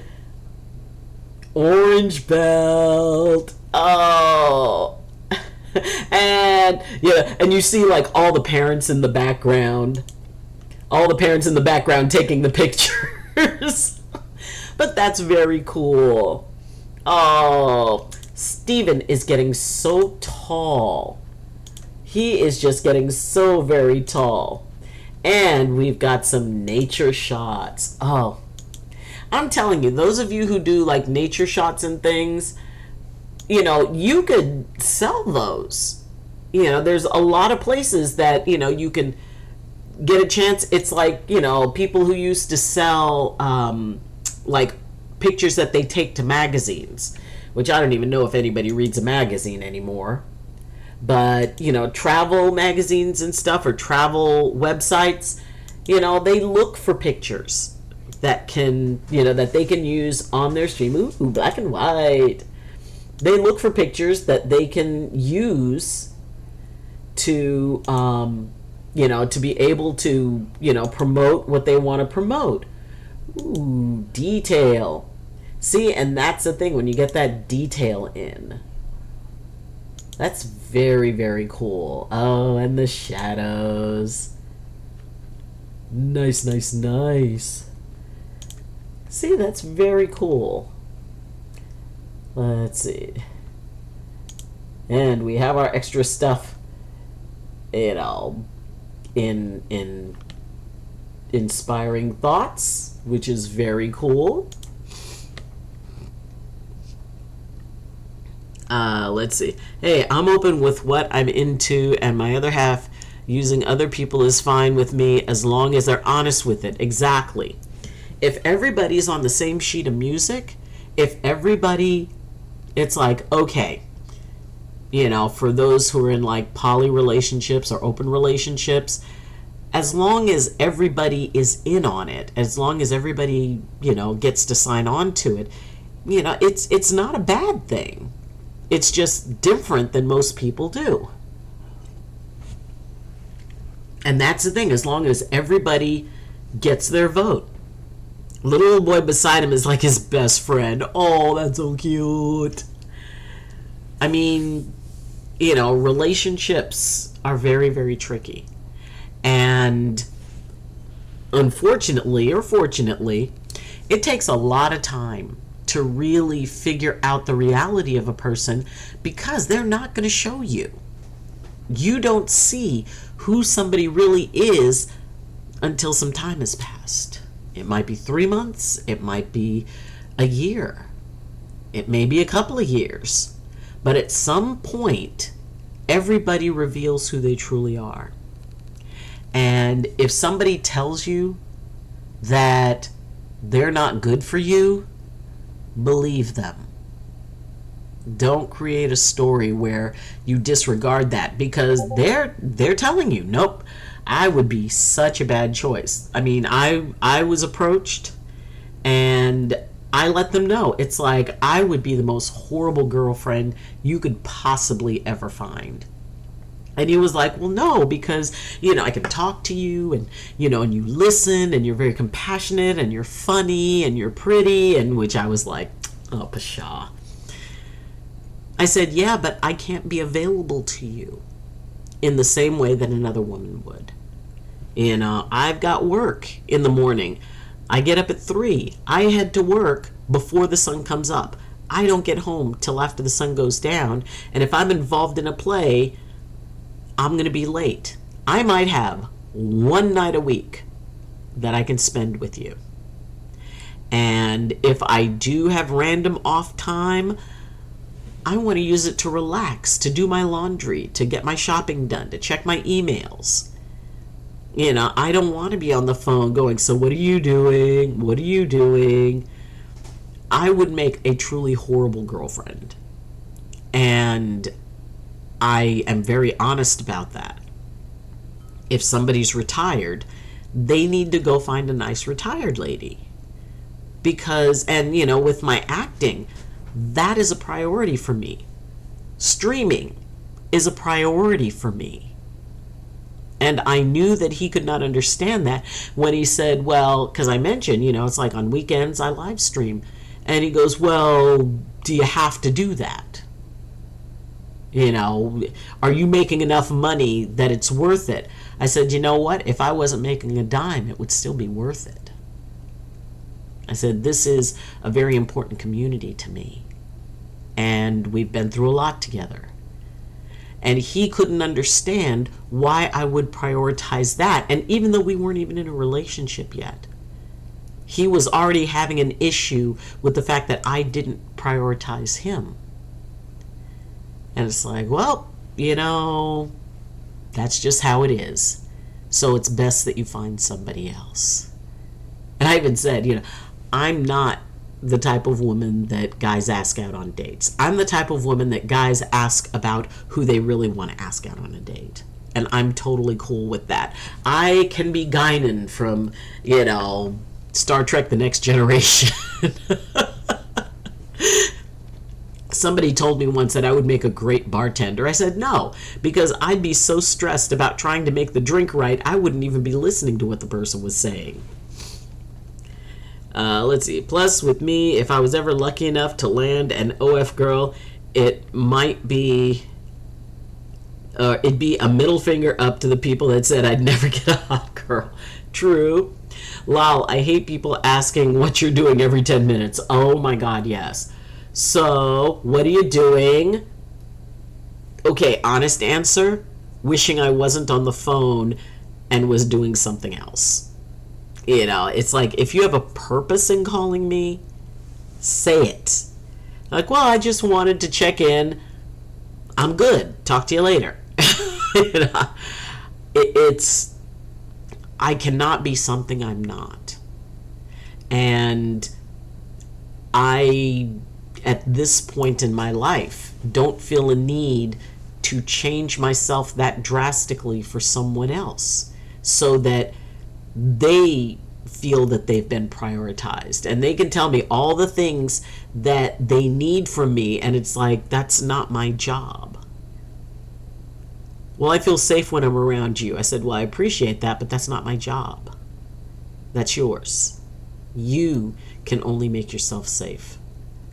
You know, because I can't be there 24/7 to make sure that you're safe. That's not how this works.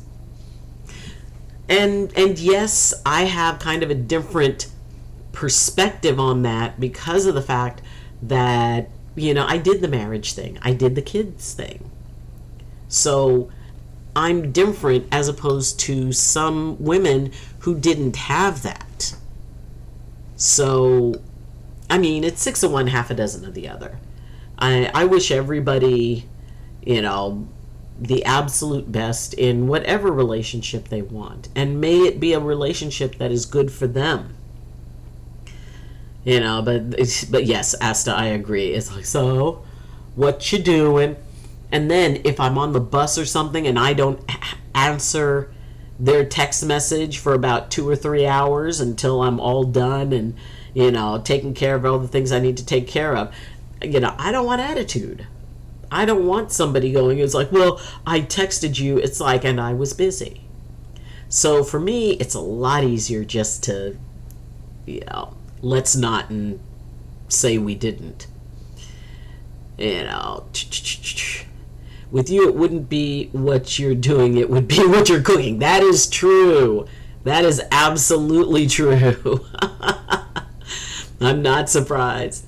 I got like 10 girls on Bumble, but I'm too bored for what you're doing game. Yes. You know, and that idea, it's like, oh, well, I was just sitting here and I was wondering what you were doing. Okay, well, I've answered your question. See ya. You know, if you have a reason, it's sort of like I get people messaging me, and they just say hi. I don't know you.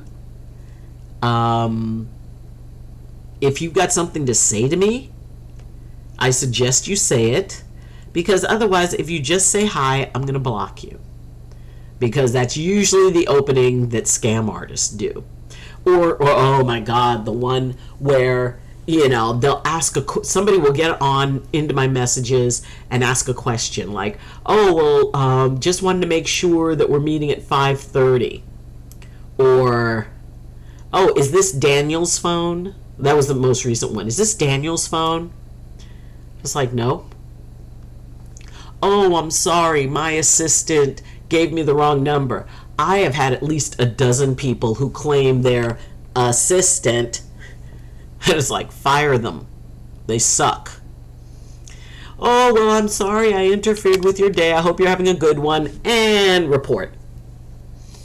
We don't play that. So, you know, that whole idea of, you know, people wanting to create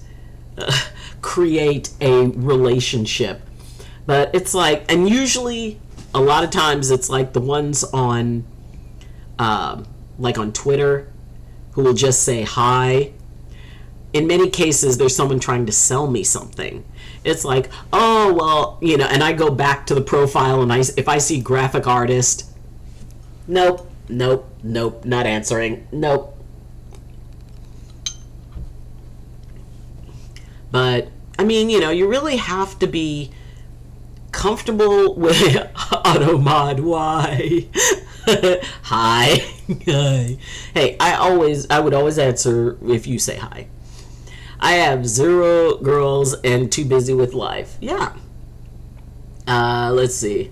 So just say to them, DTF.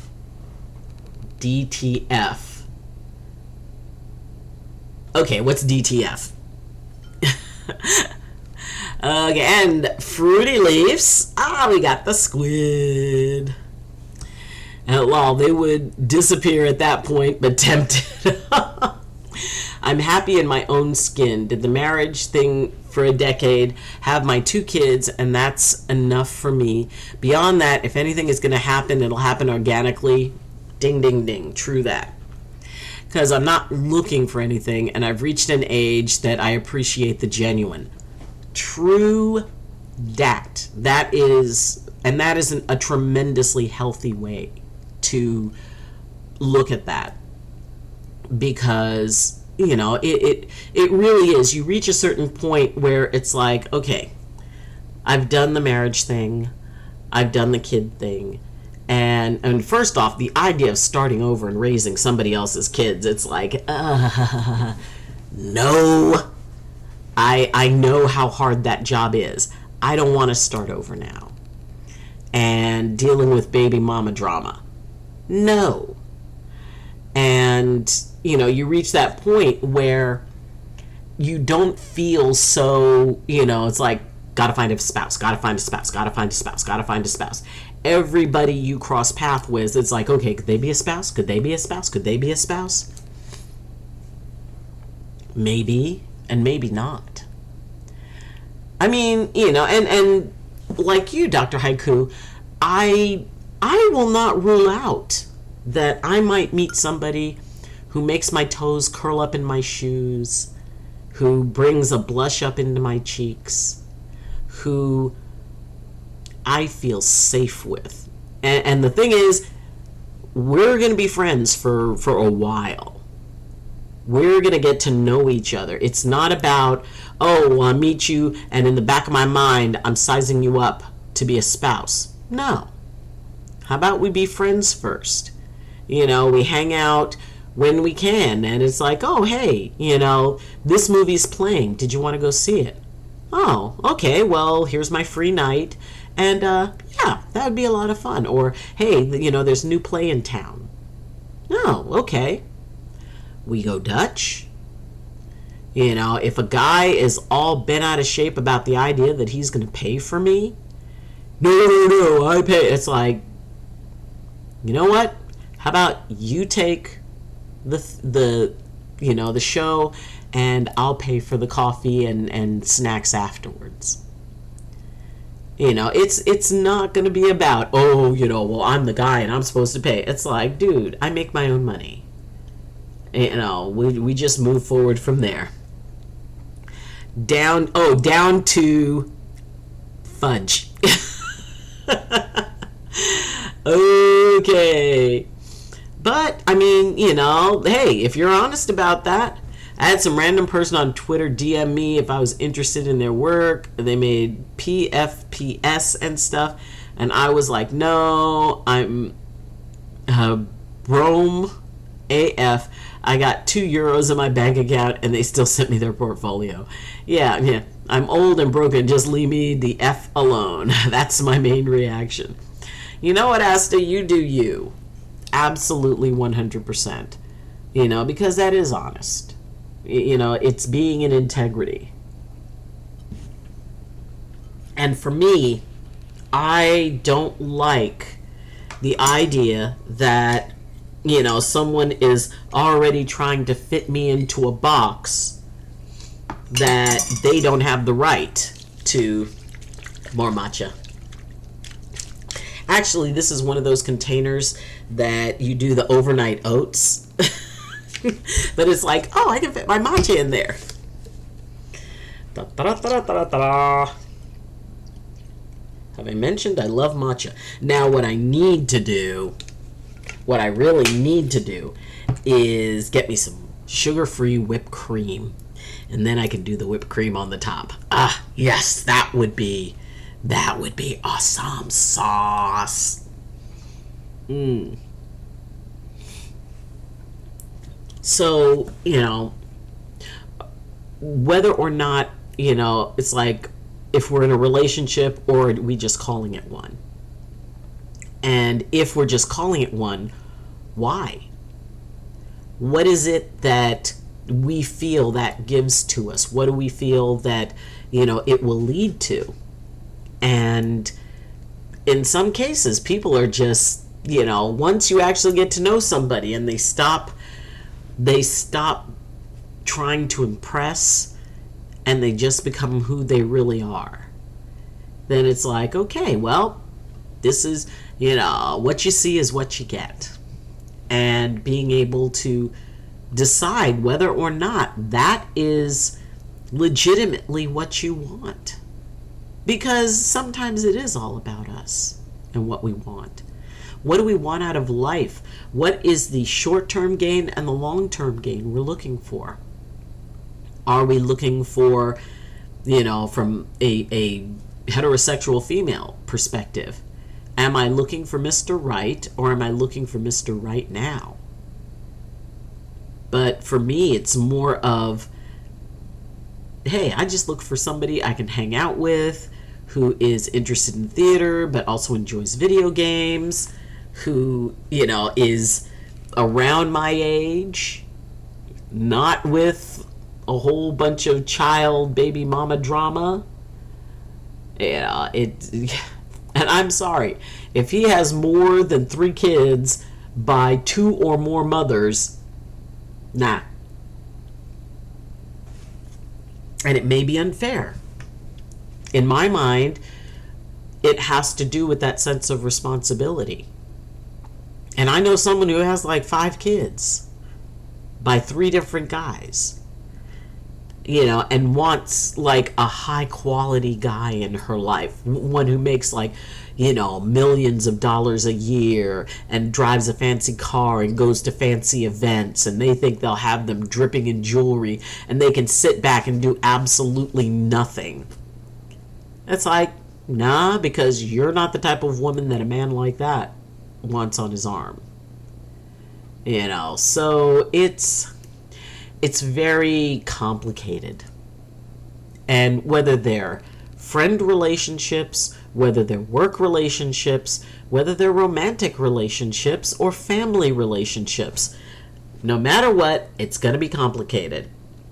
I hate brain fog. I feel like that holds me back because I'm not as able to think as much. Yeah. What does she bring to the table? Asta? 100%. 100%. Because in my mind, it's like, what do you bring to the table? And if what you bring to the table is exactly what any 100 other women are equipped with, it seems that women will judge men by things that not every man has, which would be a job that pays you, 7 figures a year, a big fancy house, a fancy car. So women will rate men based on being the exception and not the rule, that these men have something that most other men don't have. And I don't mean to offend anybody, but quite frankly, some, not all, but some women seem to want what they're offering is literally the same plumbing that any other woman has. So what is unique about what they're offering? Why is that so much, above the standard? Because that plumbing every single woman has. So to me, it doesn't really make sense. Let's see. Hey, bad news. What? If a woman brings me a carrot cake, she's the best woman to ever woman. Carrot cake can be a very beautiful thing. But you gotta get the icing right. You gotta have that wonderful balance of sweetness and that kind of almost a fondant, but not quite a fondant, that thick icing. See, I like a very firm icing on my carrot cakes. I like it to where, you can almost peel it back, and then you'll have what's on top of the carrot cake. So the idea that, and to me, carrot cake is all about the icing. Now, if you get a carrot cake that's got pineapple mixed into it, a can of, crushed pineapple, and you mix that in with the carrot cake batter, that's some good stuff. That's some very good stuff. But, it is... Girls want a good-looking man, at least 6'1". What is with the height? And his salary in the 7 figures that they don't want to bring nothing to the table. Some of them are exactly that. There is a sense of entitlement that I find very unusual. They want a traditional man. They're, i.e., a guy who pays for everything, a guy who protects them, a guy who provides for them, to not have them work. If you want a traditional guy, you have to become a traditional woman. Because if you're just going to sit on your butt, staring at TikTok all day, not cooking, not cleaning, not doing any of that, then that's not being a traditional woman. And I can see how that can get very complicated very quickly. At the very least, she needs to be able to make carrot cake. Well, Doc, mine is different. It is like the rainbow la love you Skittle butt. Oh, taste the rainbow. Okay, that came out weird. I did not mean it weird. Skittlebutt is an absolute delight. She's the queen of hearts. She's an absolute sweetheart. I didn't mean it that way. I didn't mean it. I didn't mean it in those terms. But Skittlebutt is an absolute delight. Are you streaming, my dear? Inquiring minds want to know. And if so, what? What have you been doing? And I don't get...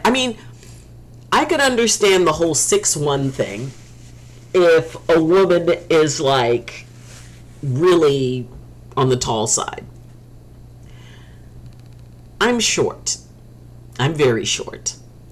And walking around with a really tall guy, basically I feel like I'm being compared to an exclamation point. Now, it comes in handy if I'm in the grocery store because the stuff I want is often on the top shelf and he can reach that for me. So it's okay, yeah, I can see it there. But having this, height requirement, I frankly don't care. I don't care if he's taller than me. I don't care if he's shorter than me. If he's a good man, he's a good man. And also, by the way, these women is he's got to be 6'1". It's yeah, let Peter Dinklage come up and pay them any attention. They will wander off and suddenly it's oh, I like short guys because he's rich. Not okay. And Peter Dinklage seems to be a delightful human being. My Halloween mask broke. No! It's already reprinted. I don't like the icing, actually. Really? To me, that's a big part of the, and if you want to make it really fancy, you add the icing on top, and then you get the marzipan carrot. If you've never tried marzipan is amazing. Hold on. Let me find some images of marzipan. Marzipan. Okay. Let's see. Marzipan. All right, let's display here.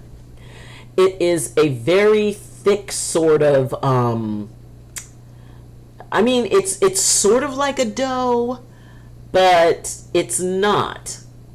And it's often almond flavored. Usually, marzipan is made into like these little simulated fruits.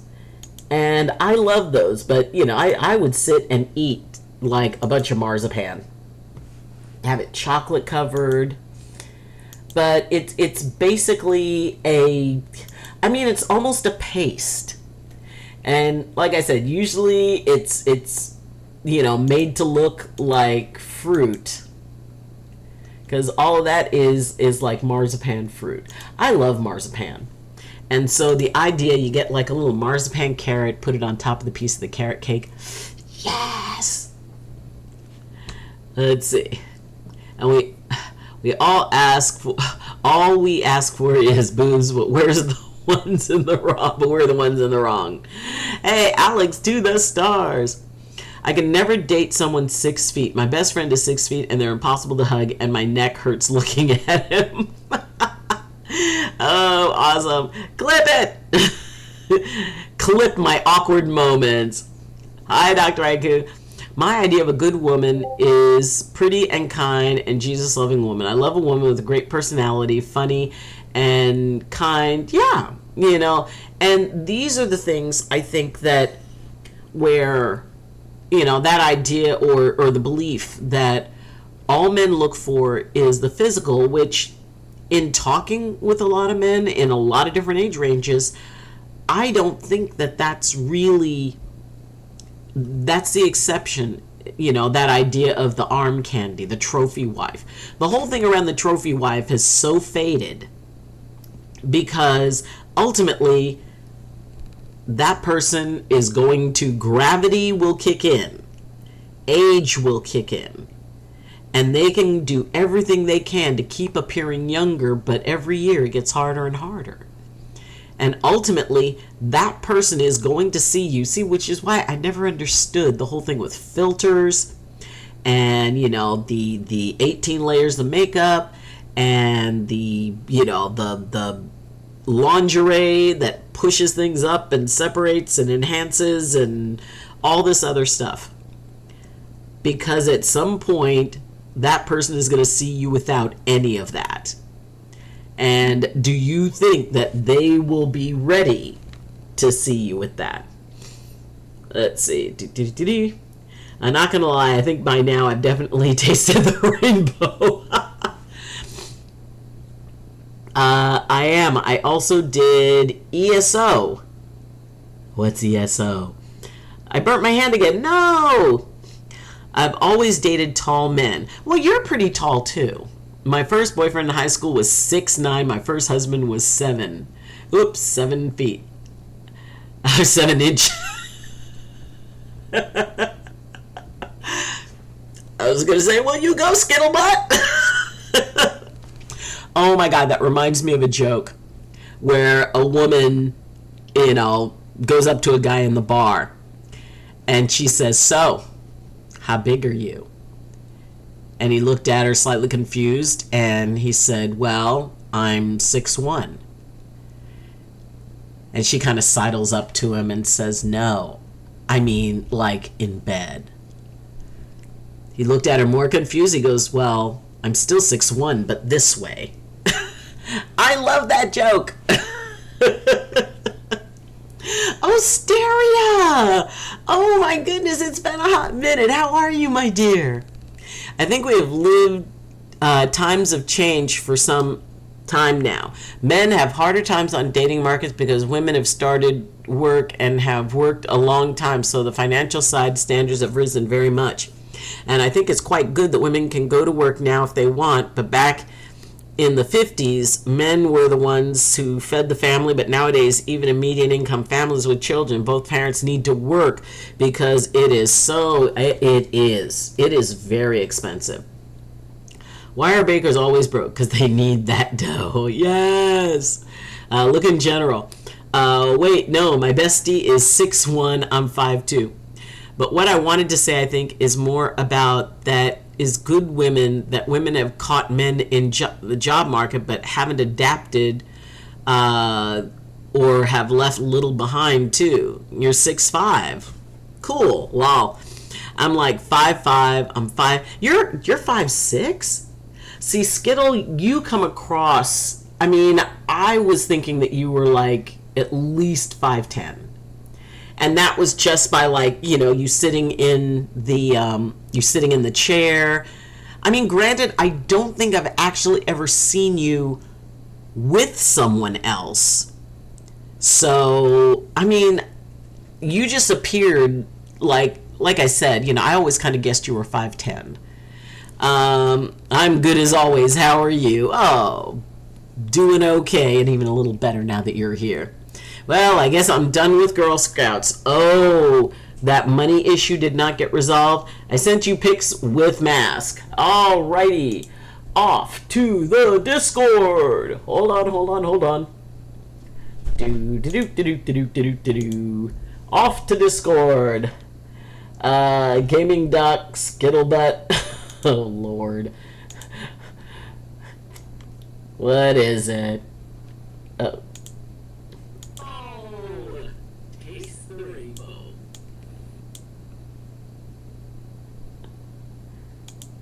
Wait a minute. Skittlebutt! Oh! Taste the rainbow.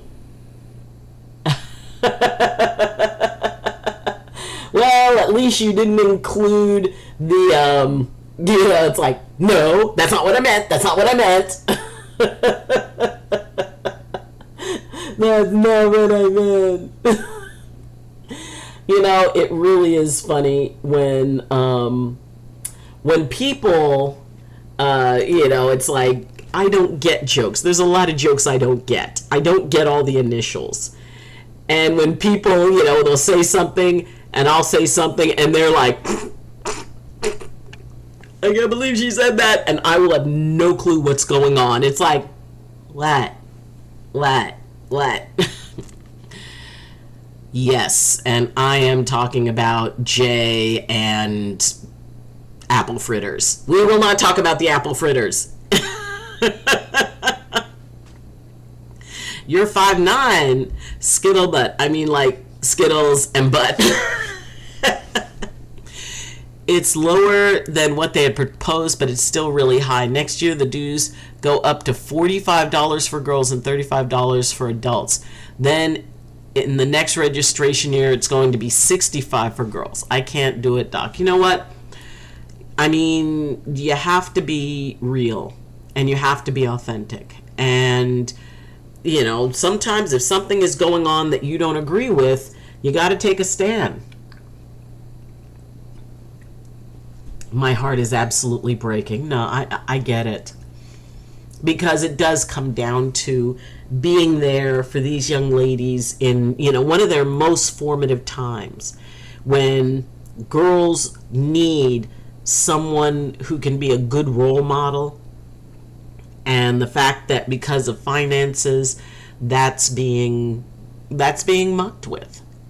And I'm sorry. I will tell you the story of when my mother was a little girl in Detroit in the projects, and a woman said she was going to start a Girl Scout troop.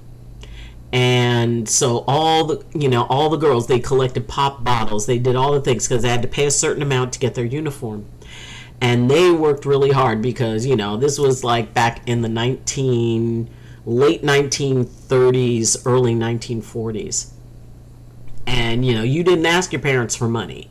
You had to go out, but they did. They made it happen. All the girls did, and she talked about how, oh yeah, we're gonna do this and we're gonna do that. And she took the money to go pick up their uniforms and left.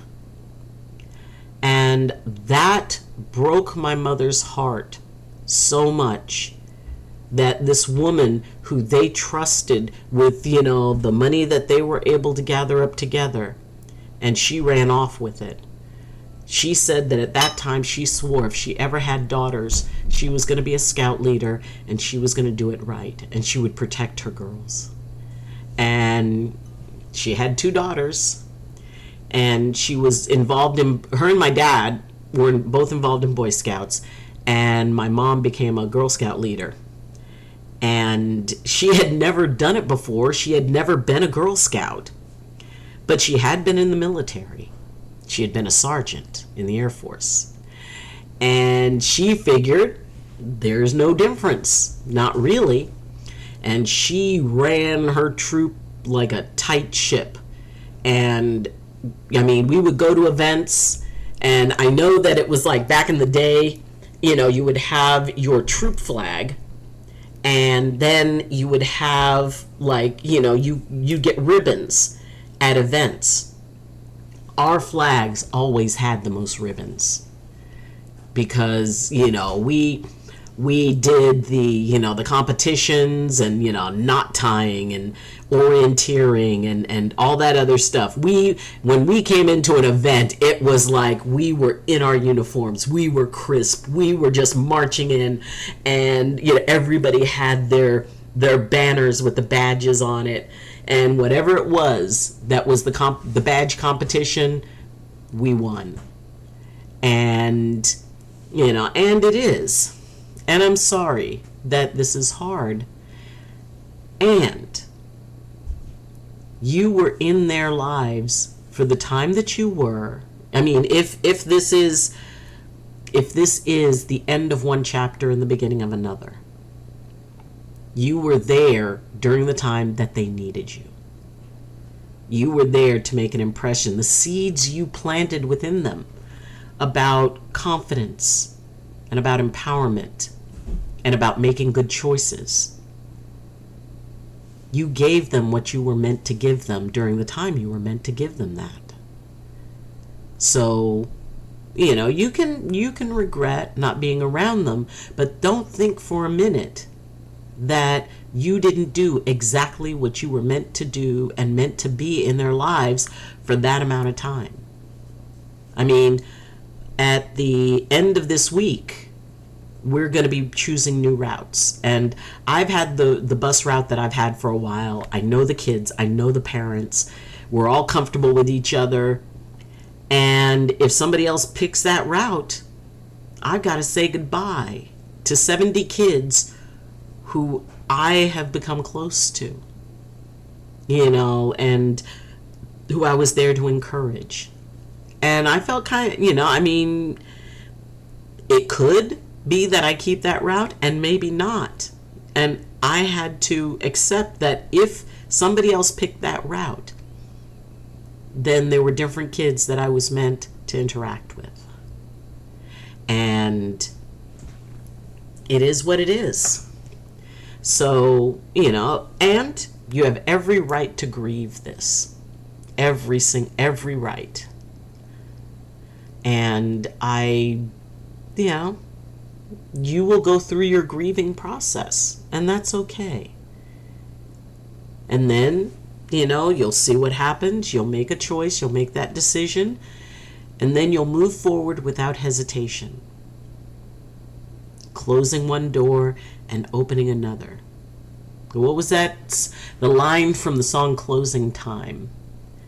I'm not sure who it's by. Who did Closing Time? Somebody in the chat, look that one up. But one of the lines is, every new beginning comes from some other beginning's end. And, you know, that's all you can do. A reason, a season, or a lifetime.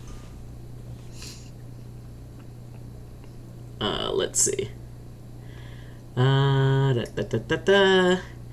Let's see. I hate time management. It always seems like trying to fit 100 clowns in a shrinking car. It doesn't work as well as I hope all the time. Oh, Fire Note, I love that comparison. Fitting 100 clowns into a shrinking car. Oh, put that in Inspiring Thoughts. I dare to bet that all the other Girl Scout squads were scared if you walked in because you're also... Oh, we were tight. We would go to, like, you know, like camping events. We had our tents lined up. We measured along a line so that every single one of our tents were set straight. We had our, we had our fire going. We had our tents up. We weren't running around doing things. As soon as we got there, everybody knew the job that they had, whether it was to start to organize the food and all of that other stuff. I mean, we moved with the precision of a well-oiled machine. And I was always very proud of my mom, because the fact that she was inspired to do that by someone who didn't do that for her. And she remembered that. She remembered what it was that she wanted out of that. And I mean, every girl loved her. We had Girl Scouts coming from all over the country. I mean, they had grown and gone at my mom's memorial service. We had, and she taught back then, special ed was really very new. And she had kids that she worked with, because the first thing she would say, if a child, and she studied up about, left, right things and how to cross the body, that a lot of kids don't cross their midline when they're writing or drawing, and they need to be able to do that. Eye-hand coordination and how it related to learning. And my mom, she was self-taught, but she created an entire program that the school said, okay, this is pretty good. So they gave her this little, storage room, and she fixed it up. And, she had kids come in, and the first question she would ask every child is, why are you here? And pretty much every one of them would say, because I'm dumb. And my mom would look at them and say, no, you're not. You're very smart.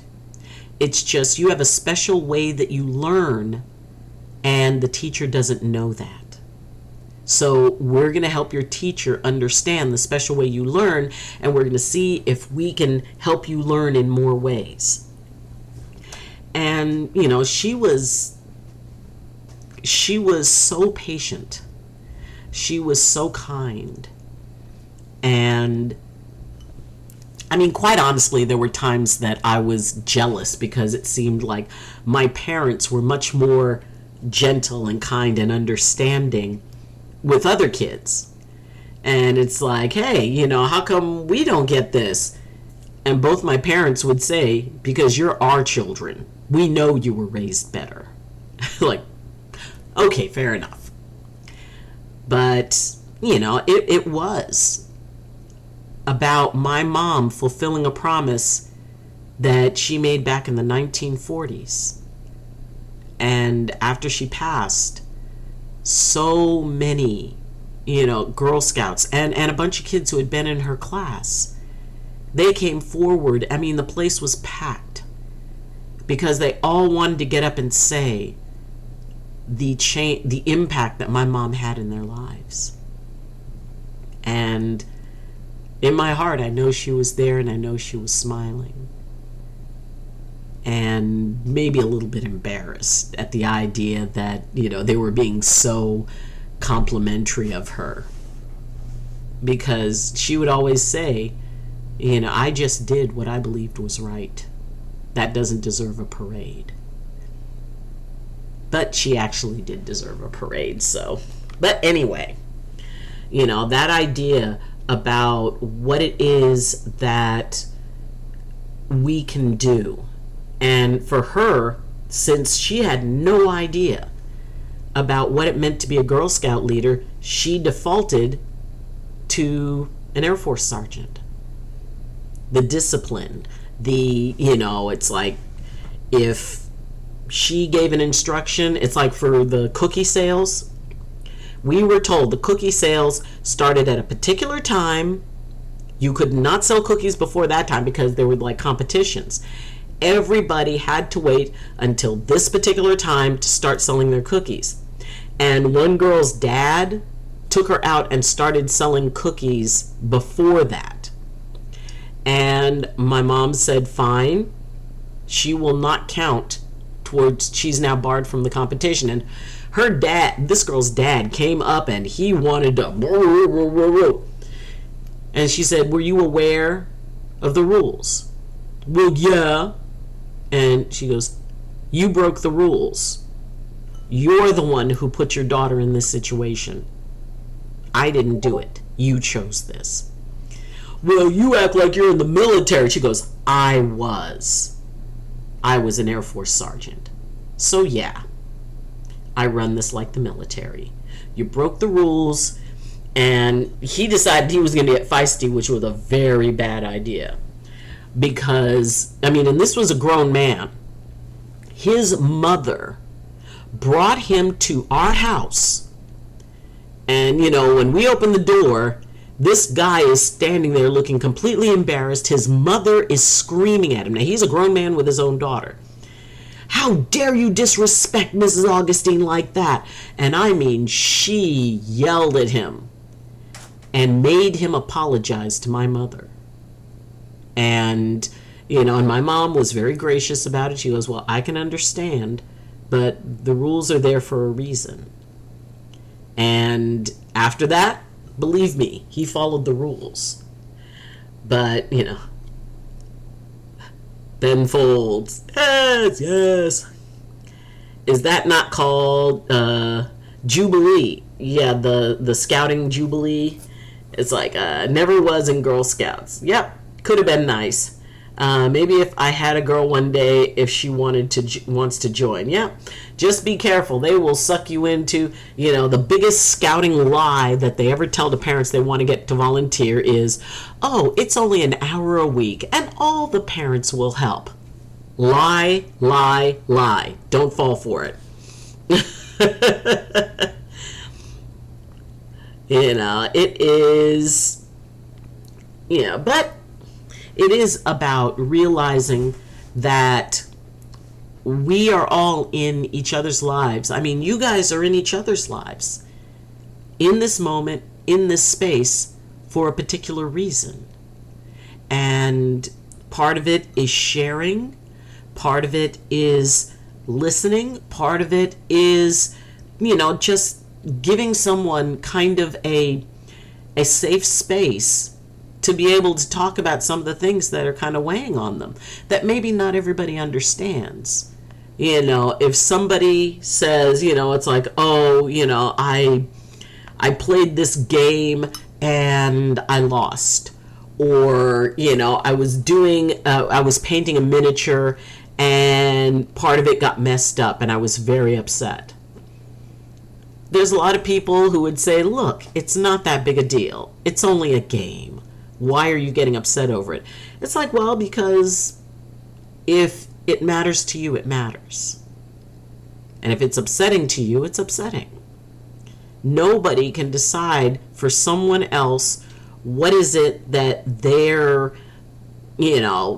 priority levels should be or how much importance they should place on something. You know, if it's important to you, it's important. And if somebody's going through a hard time and saying, you know what, I'm really upset that I wasn't able to beat the boss on this game and I wanted to, or, you know, maybe they were streaming it and they weren't able to beat the boss and they got embarrassed. Yeah. Ever happened? Yep. But that doesn't mean that it doesn't have value. That doesn't mean it's silly. That doesn't mean it's not worthy of grief. You can grieve that, absolutely. You know, when Mr. Harmless said that, you know, the mask, you know, something happened with the mask.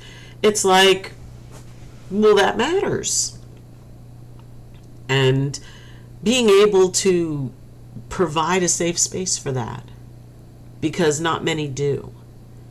You know, as I said in the beginning of this stream, a lot of people do not want that real part, that venting part, that, you know, all is not well in the kingdom part. And maybe part of that is because they don't know how to deal with it. They do not have the tools to be able to hold that space for someone. And if they don't, yeah, they shouldn't have that on their stream, because it's a very important and sacred thing to hold that space for someone. And you guys are so wonderful about it that, even if it's something that, you disagree with, you still acknowledge that that person is hurting over it. And that's very kind.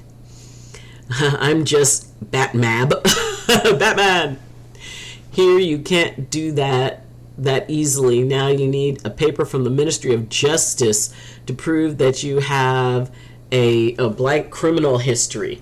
I mean, I can definitely see that as being a good thing.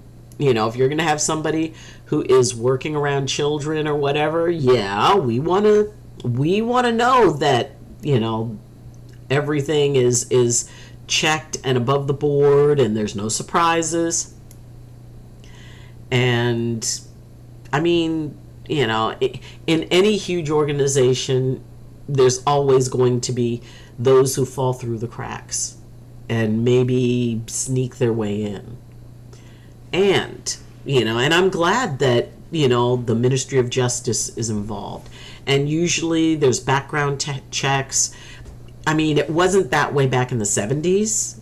I mean, leaders just kind of, you went in. It's not like people were being fingerprinted, which I do believe now, you have to submit fingerprints. But in those days, it was kind of, well, they're willing to help, whatever. So there wasn't the level of scrutiny back then that we have now. But I think it's a good thing that there's a lot of scrutiny now. I mean, heck, we probably needed it more then. And, which is why I would always tell people, it's like, you know what? First off, on the bus, always assume you're being filmed. Because most of the kids have their have phones with cameras in it, and if they try to get you to do something like curse or something like that, they will record you and then throw you under your own bus.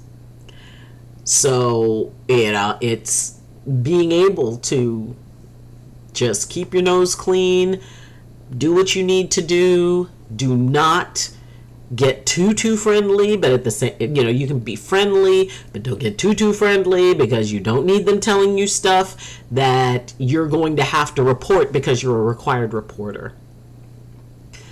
So, I mean, it's, and in talking about relationships, romantic relationships aren't the only type of relationships we can have. Coffee and cookies for breakfast. Yay! I had an overnight oats. I'm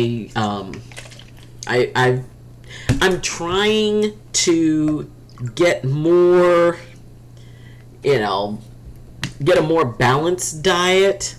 And I figure it's like, well, overnight oats would probably be a very good thing. And now that I think about it, it's like, what if I had overnight oats and instead of using just plain milk, I use like matcha latte? That would be tasty. So, I do like matcha. But yeah, it's up to every person to figure out what type of relationship they want. Because we do have to figure that out before we can even think about involving any other person. Because that's going to dictate exactly what relationship we're going into. If we want a relationship that is, where the other person is motivating us, I mean, that's a great for a friend relationship, but to me, that does not make a good romantic relationship, because then, first off, you're putting on that other person, oh, well, I want to improve. So, I mean, there was one lady who was very, very, very heavy, and she said she didn't want to date a heavy man. She wanted to basically date a gym rat and somebody who works out and all of that stuff. And when she was asked why, she said, well, then they can motivate me. It's like, no, it's not their job to motivate you. It's your job to motivate you. If my diet isn't balanced, I just add another donut to the other side of the scale. I like that. Oh my God, a friend of mine and I were talking about Krispy Kremes. Okay. If you have a Krispy Kreme donut place anywhere near you, there is a sign that will occasionally be lit up in red. What that means is the donuts are coming right out of the fryer, and they're just getting like the glaze put on them. I tried one of those donuts. It was very warm, and the glaze was just like, you just take it and you just kind of pull it apart. The taste was amazing. It tasted crazy good. And I was just, fist bump, high five if you have ever had a hot Krispy Kreme donut. The first thing I said was, why have I not known about this? So, yes, try that. Dr. Haiku, if you got a Krispy Kreme anywhere near you, go for that. My friend last week tried to tell me I had to better myself to attract a good man. Okay, I'm not going to say anything till I read all of it. And while I get what she tried to mean, I said, I don't want to have to feel like I deserve someone good only if I change myself. Alex put that in Inspiring Thoughts. First, there are guys who will look for, you'd be surprised what they look for in females. Bettering yourself. And first off, what does that mean? That is a very vague thing. If I were talking to them, it's like, okay, give me specifics. Break it down. Because first off, anything they say about you bettering yourself is an opinion. It's not a fact. It is an opinion based on their perspective. And that's it. And the idea that, because I have seen some of the most bizarre situations where a guy will go after a woman, and I'm just sitting there like, why? But they do. And what is the definition of a good man? There's a lot of unanswered questions. And, it is. It's like, I prefer a hot, crispy, oilable, oil. Okay, we're Googling that. Hold on.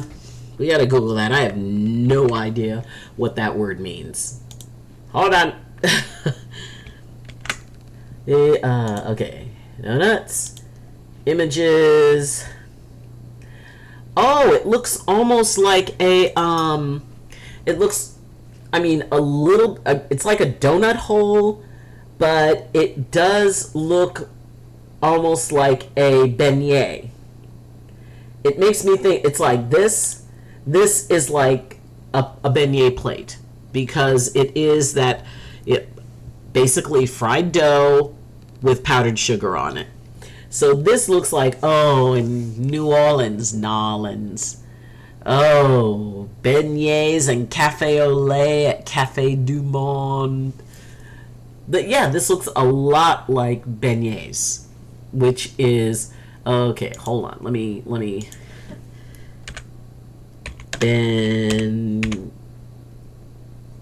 beignet, okay.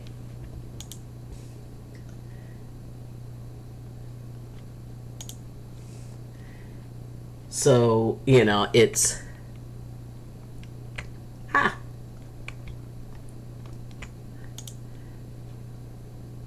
Okay, so... Beignets. A lot of times they're cut square, but sometimes they're cut round. So, yeah, it's... There's definitely a similarity. But it's cool. And oh my god, they're so good. Beignets are so good. So it's like whatever the ones that you're talking about, Asta, I'm sure they're amazing. Hot, crispy with powdered sugar. Yes. She meant I had to lose weight. Why? She was under the impression I wanted a model. Really? Yeah. I mean, people have the weirdest ideas. And I know folks from both sides that, 300-400 pounds and they get somebody. It's subjective. It has to do more with the type of person you are. And a quote unquote good man, it's like, well, you need to define that. You need to make that clear. Dark Luna Nova remix. Dark Luna. Oh my gosh, hello sweetheart. How are you? Let's see. A murder needs a better themselves. Oh, good news. What? My show comes out with a new episode. Yay! This is the original donut. Then she isn't good enough for you if she can't love you for you. Yeah. Well, I totally misread the whole thing. Aw, thanks. She was trying to give me misplaced advice. You know what? Advice is an opinion. Two people need to know that. The person receiving the advice and the person giving the advice. They both need to understand that is simply an opinion based on that person's perspective. And especially when it comes to relationships, there are no facts. It's a belief. Remember, we separate what we believe from what we know. And, it's like when somebody starts coming in and it's like, okay, what is your relationship status? What is your size? Do you want a guy who will simply be looking for what someone looks like? Or do you want someone who places value in what is not physical? Because the thing is, that whole physical thing is going to change. It is. Nobody stays the way they looked or the way they were when, they were in their 20s or late teens. Everybody gets that ugly reality check from gravity, both men and women. And being able to, knowing that physical piece is going to fade. It's about what are you building the relationship on that is based in something that has more staying power, that is less likely to change. And who somebody is, how they treat people. What is it they used to say? If you truly want to know somebody, watch how they treat wait staff. Watch how how upset they get untangling Christmas lights. And how do they handle not getting what they want. And if that's a person that is going to act out and yell and all that other stuff, it's like, is that really someone you want? Just because they think you're pretty. Just because they're basing their attraction to you on something that is not sustainable. What's sustainable is who you are inside and the fact that you're going to grow and evolve. Everybody changes over time. So if you have somebody who you can grow and evolve with, that is, that's a big difference. As opposed to somebody goes, ooh, this person is physically attractive. No, that's not the foundation. It's a great foundation for a short-term relationship, but it's not a foundation for a long-term one. And it can also set up very unrealistic situations where that person's expectation is, no, you're going to stay like this. Because once you're no longer like that, they're going to look for somebody who is. So, I would rather that somebody be drawn to me for who I am, my light and my shadow. and that they understand that, we all grow, we all evolve, we all change, and that's not a bad thing. And if that change ends up going into a direction that one of the parties is not okay with, then it's like, well, it's been a lovely time. And I will always look back fondly on the relationship. And then everybody moves on. Let's see. The road to hell is paved with good intentions. 100%. There's a lot she said I didn't agree with. She said something about, I need my man to be masculine so I can be feminine. Wait, what? What? You need your man to be masculine so you can be feminine. But you can be feminine all on your own. I was very confused. I'm very confused too. The Dutch brought the oliebollen to the U.S. in the 1600s, and there it turned into a donut. Check General, we will. I can't remember if I told you, but last week my niece was born. Yes, I think you mentioned that. That's so cool. And she told me to treat a guy like a project. Wrong. I told her I'm not looking to be someone's mother. It's like, yeah, you do not want, it's like you don't need some assembly required. A man is a person. They're not a project. They're not a thing. They're not something that you want to take credit for. Oh, well, I put this together. It's like, no. I think it's better to find a partner who comes straight off the rack. They got their good parts, they got their bad parts, and the thing is, enough time is spent to be friends. Because that goes into that, anyone you date you have to look at as a potential partner. No. How about just someone you enjoy spending time with, and then see where it goes? There's nothing wrong with seeing where something goes. And the idea of, I do not go along with that whole idea of treating someone like a project. If they don't want to change, you can't make them.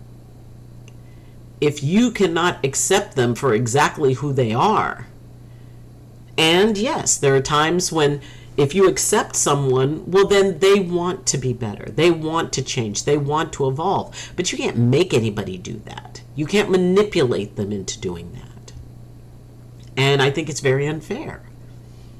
But the idea to treat someone like a project, that gives me the ick. Yes, even the doc has an ick list. And that is on it. That idea of treating someone like a thing. And then, it's like, well, and I'm gonna change them. No, you're not. Why should they change for you? What have you done to earn that type of authority in their lives?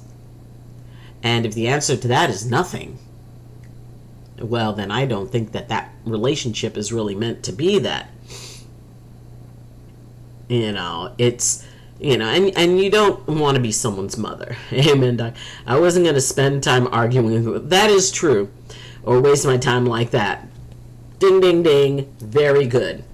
If somebody says something that you disagree with, what's the problem with just smiling, nodding, and then go, well, okay, they feel a particular way, and I can thank them for sharing their opinion with me. That doesn't mean I have to agree with them.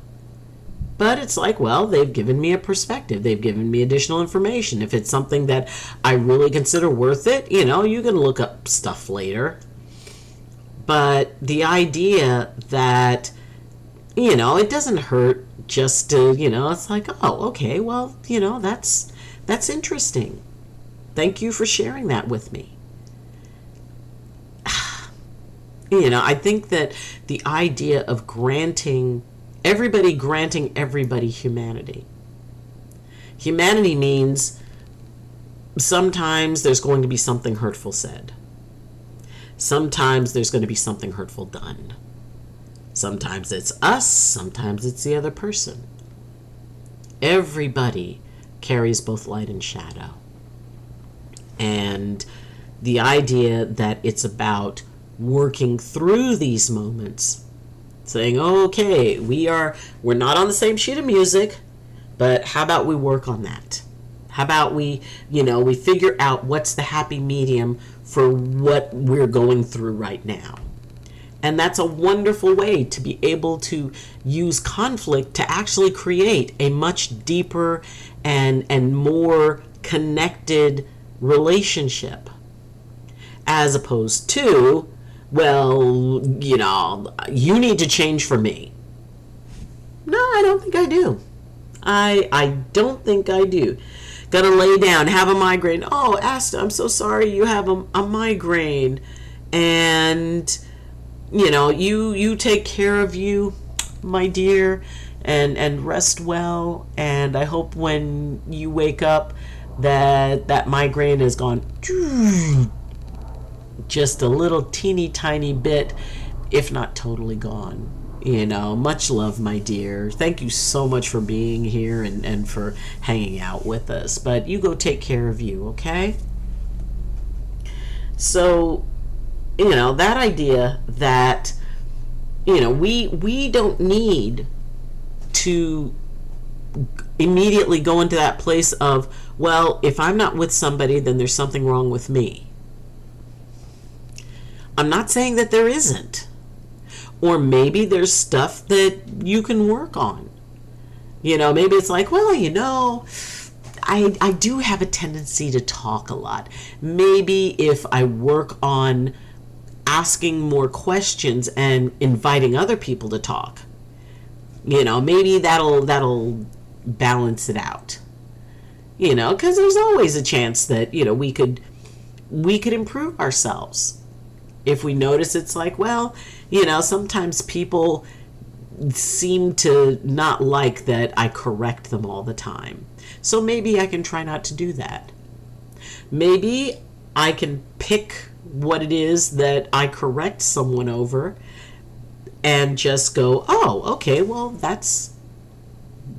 thank you. Thank you for sharing that with me. That way they feel heard.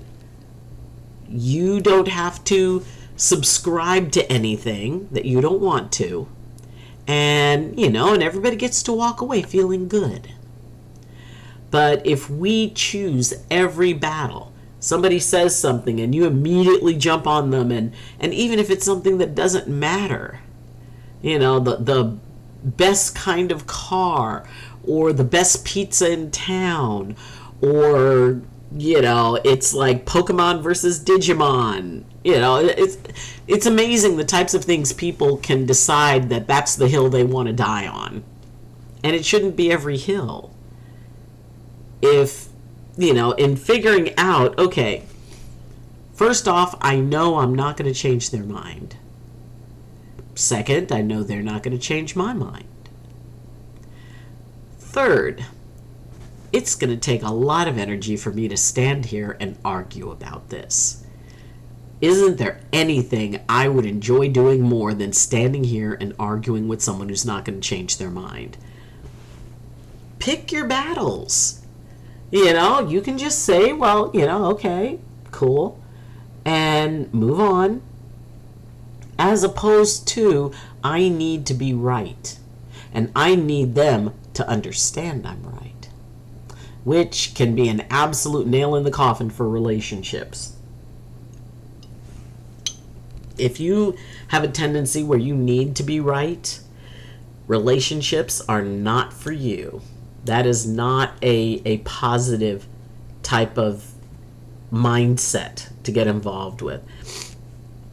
I wonder if there's a way to replicate a weighted blanket I have, but make a bigger one, because I really love the rocket, spaceship, and space print on it. I know it's childish. No, it's not. But it's still mine, and I love it. There's nothing wrong with that. I have a giant teddy bear and a Yoda and where are you, Gerald? And a Christmas cactus. Fire Nutter. I mean, and rocket ships are fun. Someone could likely thread dip the edges and then expand it. Ooh, Marauder be knowing the sewing terms. Oh, I see that. Thank you for your idea. Yes! You go, Marauder! Be talking the sewing stuff. And, I mean, there's almost always a way to get something we want. Whether it's, maybe a larger blanket or there's a lot of things that we can be able to go, oh, okay, I like this, but I would like it more if it was like this. And sometimes, yes, relationships, knowing what we look for in a relationship and being in integrity with that, because it can be very, very tricky staying in your integrity in a relationship, because it's like, well, you gotta bend, you gotta do this, you gotta do that, and it makes it very, very difficult. And as someone who is, I have not been in a lot of relationships, and yet I have a lot of friendships. I know a lot of people who, walk in a certain way when it comes to relationships. And I think that sometimes it can be very, very difficult because of the fact they get this story set in their own heads of what they want. And then it's like, okay, here's what I want, and I'm going to force this person to fit into that. And again, that's also with family relationships. There's a tendency to want others to be what we need them to be when we need them to be it.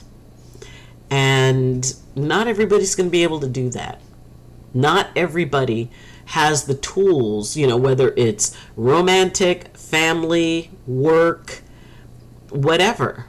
There will always be those times when that person does not have the tools that day to be able to manage that. And it makes it very, very hard, because then there's that expectation.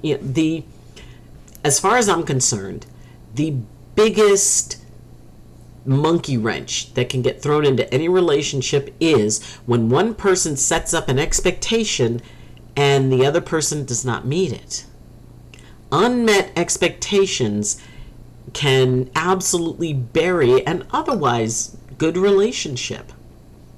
Because when one person sets a story in their head, well, this is what I want, this is how I want it now, and they should automatically give this to me. And that can be a very difficult thing, because you don't know what type of day that person has had. You don't know, how hard they're working. Maybe you have an idea about it, but deep down, you don't know. You don't know what's going on inside somebody. You don't know how tired they are. And the idea of, well, no, this is what I want. This is when I want it. And if they care about me, they will give me what I want, which that's not real. It's not sustainable.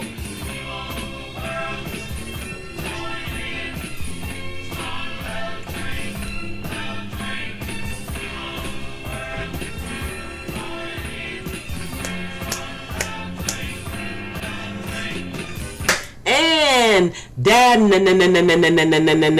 Nair 200. Welcome. Hello. Hydrating with matcha. I do love matcha. Ooh. Iced warm matcha is awesome. Anyway, and if you are a streamer, please feel free to talk about your stream in the chat. We want to know what you stream, when you stream, why you stream, how you stream. Are you working on a goal? Are you working on a charity? Are you working on affiliate? Are you working on partner? Hashtag Path the Partner. Maybe this old lady, but they're going to have to get their stuff together regarding the partnership program. But Dan Nair, hello. It's so nice to have you here. It's nice to meet you. Welcome to the party, pal. So, I can resub your next screen.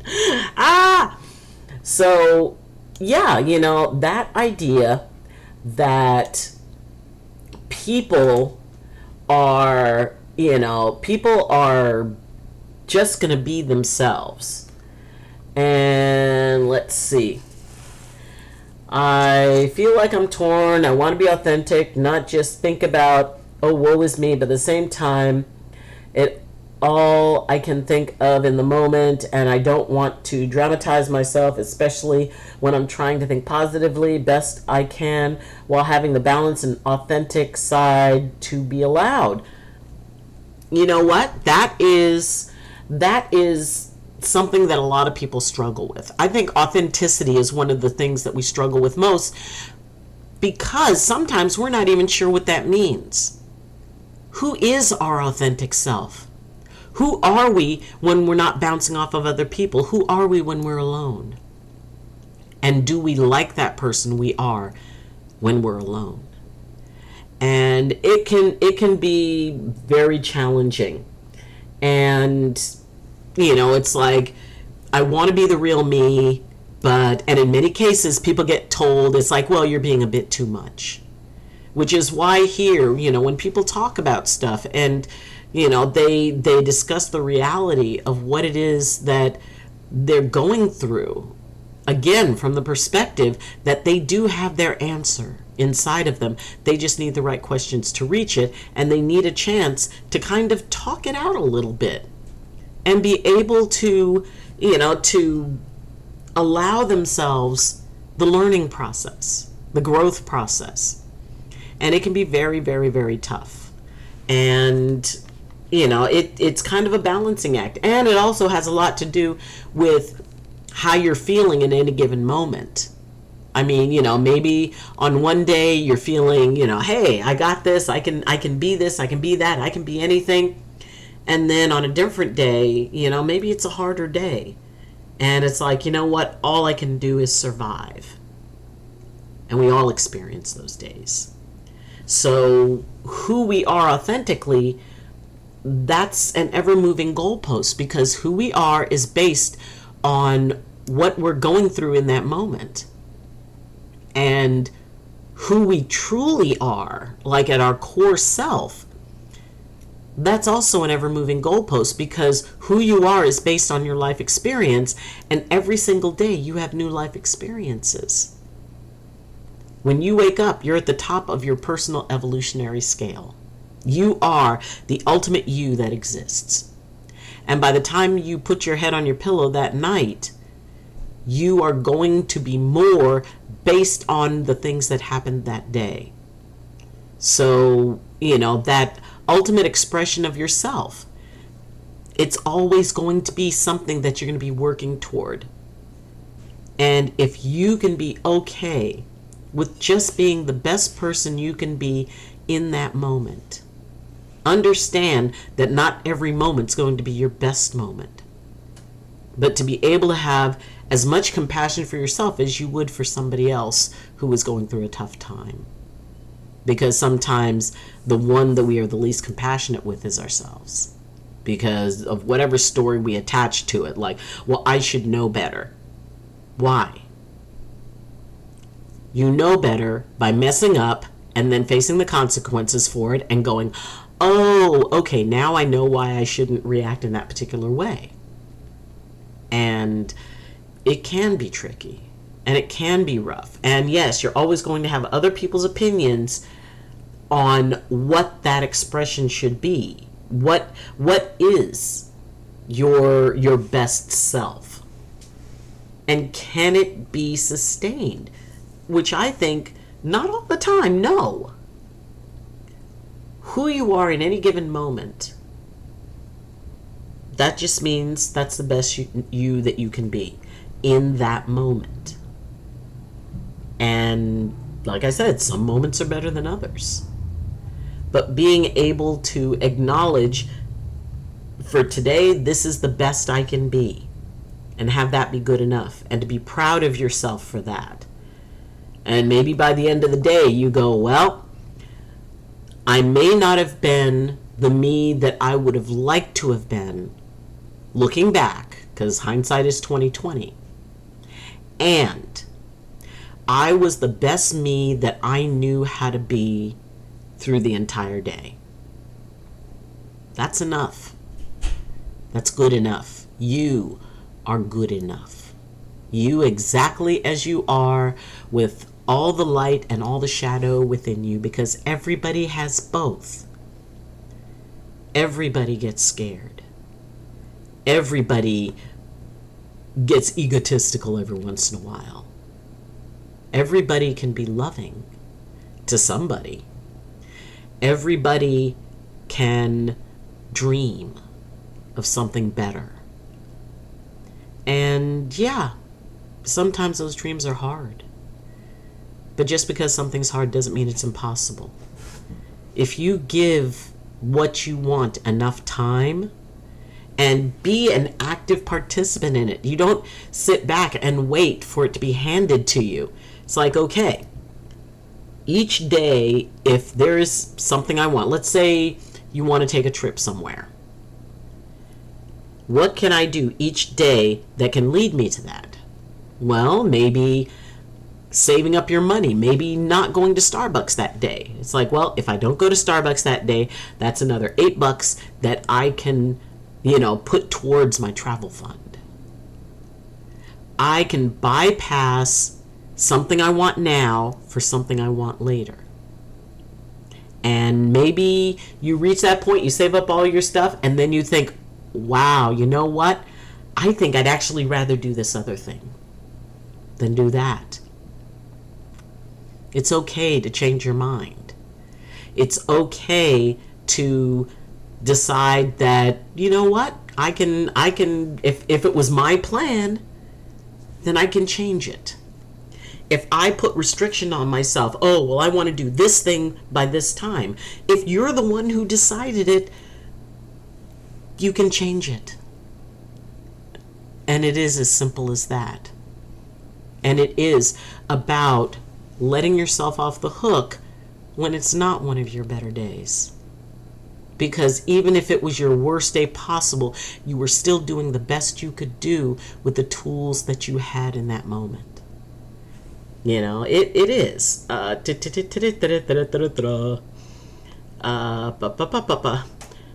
was considering first finding a way to save the pint on a picture so then my weighted blanket is technically safe, because then should the technology become a reality, I can simply have a print me out of a weighted blanket which has the same print but bigger. Sure. Doc, do you have GTA 5? Have you ever looked at 5M? You might find the zombie survivals. Oh, Marauder, why do you want me to deal with zombies? I hate zombies. Oh, Sad Gatloaf. Hi, beautiful soul. Missed you. Sweetie, missed you too. It's been a hot minute. Oh my goodness, who was last seen just chatting, who's a part of the wonderful Catalyst family. Hello, hello, hello, my dear. It is always nice to, it's like when the Ghost of Christmas Past shows up. Neat. So, it really is, and I know that a lot of you can relate to that idea of really beating yourself up over what it is that you think you could have done different. But actually you couldn't. In hindsight, you can go, well, I should have done this, I should have done that. But you only know that because you know how it went when you didn't choose. Or when, you chose something else. The only reason, what I constantly tell people, as far as I'm concerned, the only reason I know better now is because I didn't know better then. Because I tried something that didn't work, and it's like, oh, that didn't work. I am wiser now. I am smarter than I was. And if every day, which I'm a firm believer that every single day you gain wisdom. Because every single day you are faced with a choice.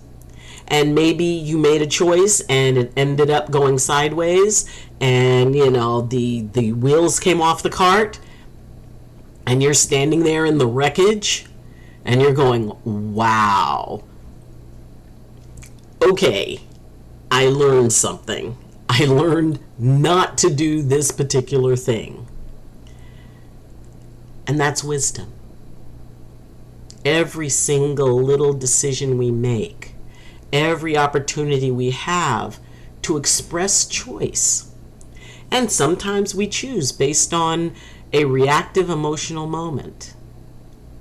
Again, that doesn't make it a bad choice, because the only thing in my mind that a bad choice is when we don't end up with the outcome we were looking for in that circumstance. Years down the line, it may turn out this was the best choice you could have ever made. And even if it doesn't, you still learned something. You still gained from it. Anytime anybody calls me wise, it's like, it's only because I'm old enough to have done a lot of very dumb things, but I learned from them. And that's the key. Yeah, there's been a lot that's happened in my life recently. Got married, then divorced. Okay. We didn't meet each other's paths anymore with growing. That is a very important thing to recognize. Which is okay. I wish him all the happiness. I'm also going to school Monday for software developing. Yay! And you've been sober since June as well.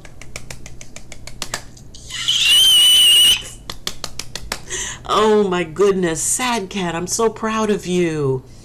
And that's a lot. That's a lot of change. Boy, you know, it's been quite a ride.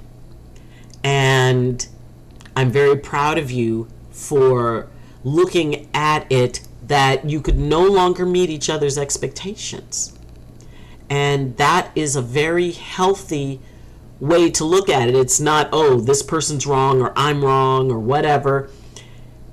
It's the path diverged. Again, we're with people for a reason, a season, or a lifetime. And we don't know which one that's going to be. And yeah, you know, being able to look at choices and going, you know what? This is the best choice I know to make for myself. And yeah, you know, sometimes it is about knowing when to say goodbye gently. It's about, for me, it was important to say goodbye before our unmet expectations caused us to hate one another, because they would have. And with all of that going on, the fact that you've been sober since June, good for you. Oh my gosh, I am so proud of you. Because when we've got a lot of stuff going on, you know, for me, it is excessive eating. You know, I have a very difficult relationship with food. I went to it for comfort. I went to it for whatever. Because most of my childhood memories, my favorite childhood memories, were related to food. I connected my mother's love and support to food. I connected, you know, those special moments with my father where, you know, he would, you know, bring out something and I would be the first one willing to try it. You know, it was all about food, connecting to love. And I had to learn that food was not what gave that to me. And it's still very difficult. You know, especially in the evening, I want my salty, crunchy carbohydrates. And I have to actively tell myself no, because there's something else, you know. If I'm not eating because I'm hungry, then I'm eating to feel better. And it's not that I tell myself not to eat to feel better. I ask myself, is there anything else I could be doing right now other than eating? And actually playing video games started becoming that thing that I would do, because I found if I could not eat for like 20 minutes, then my desire to eat would go down. So, you know, it really is about allowing yourself to grow, allowing yourself to not be locked in by a story. Because, we're in relationships with people, not so much for the person, but for the story we attach to them. And being able to release a story and understand that that person has his own path. So I'm very proud of you. Thank you. I'm super excited for school, and I've been looking at things more positively in life and about others. Not each other's faults for not meeting each other's needs anymore. Everyone grows differently, true that, and I hope he can do well for himself in the future. Sad Cat, please put that in inspiring thoughts. Because, that holds a lot of wisdom. Because it's not, when my marriage ended after 20 years, our paths had diverged.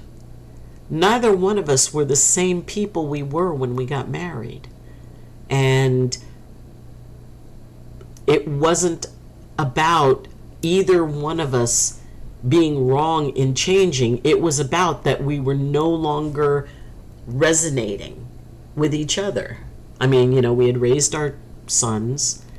We had been through 2 decades. I mean, we knew each other when I was 6 and he was 7. We lived a house down from each other. And, we knew each other through school and after school, and he had dated one of my friends for a while, and, his sister was one of my roommates. So we were always kind of orbiting one another. And then all of a sudden it was like I realized one night, I looked into his eyes and realized that what I felt for him was far more than friendship. And he noticed the same thing. And so I was 22, he was 23 when we got married. And it was amazing. And then we changed. And the expectations were not the same. I still treasure him as my friend. Because honestly, we needed to divorce to save our friendship. And we were able to do that. And explain it to my sons. And it wasn't always easy. And it wasn't always gentle. And we worked at it.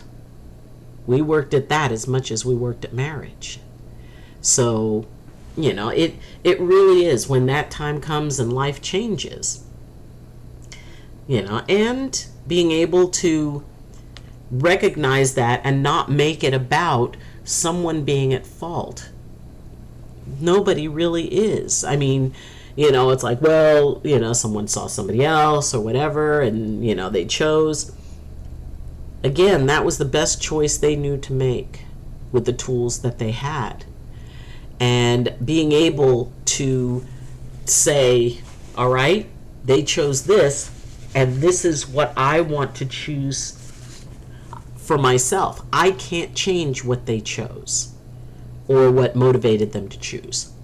What I can do is make my own choices based on the choices they made. So, I'm very proud of you, Sad Cat. I think that it opens up, like the song says, every new beginning comes from some other beginning's end. So, it really is about moving forward. It's about letting go of the story and opening yourself up for a brand new story that has yet to be written.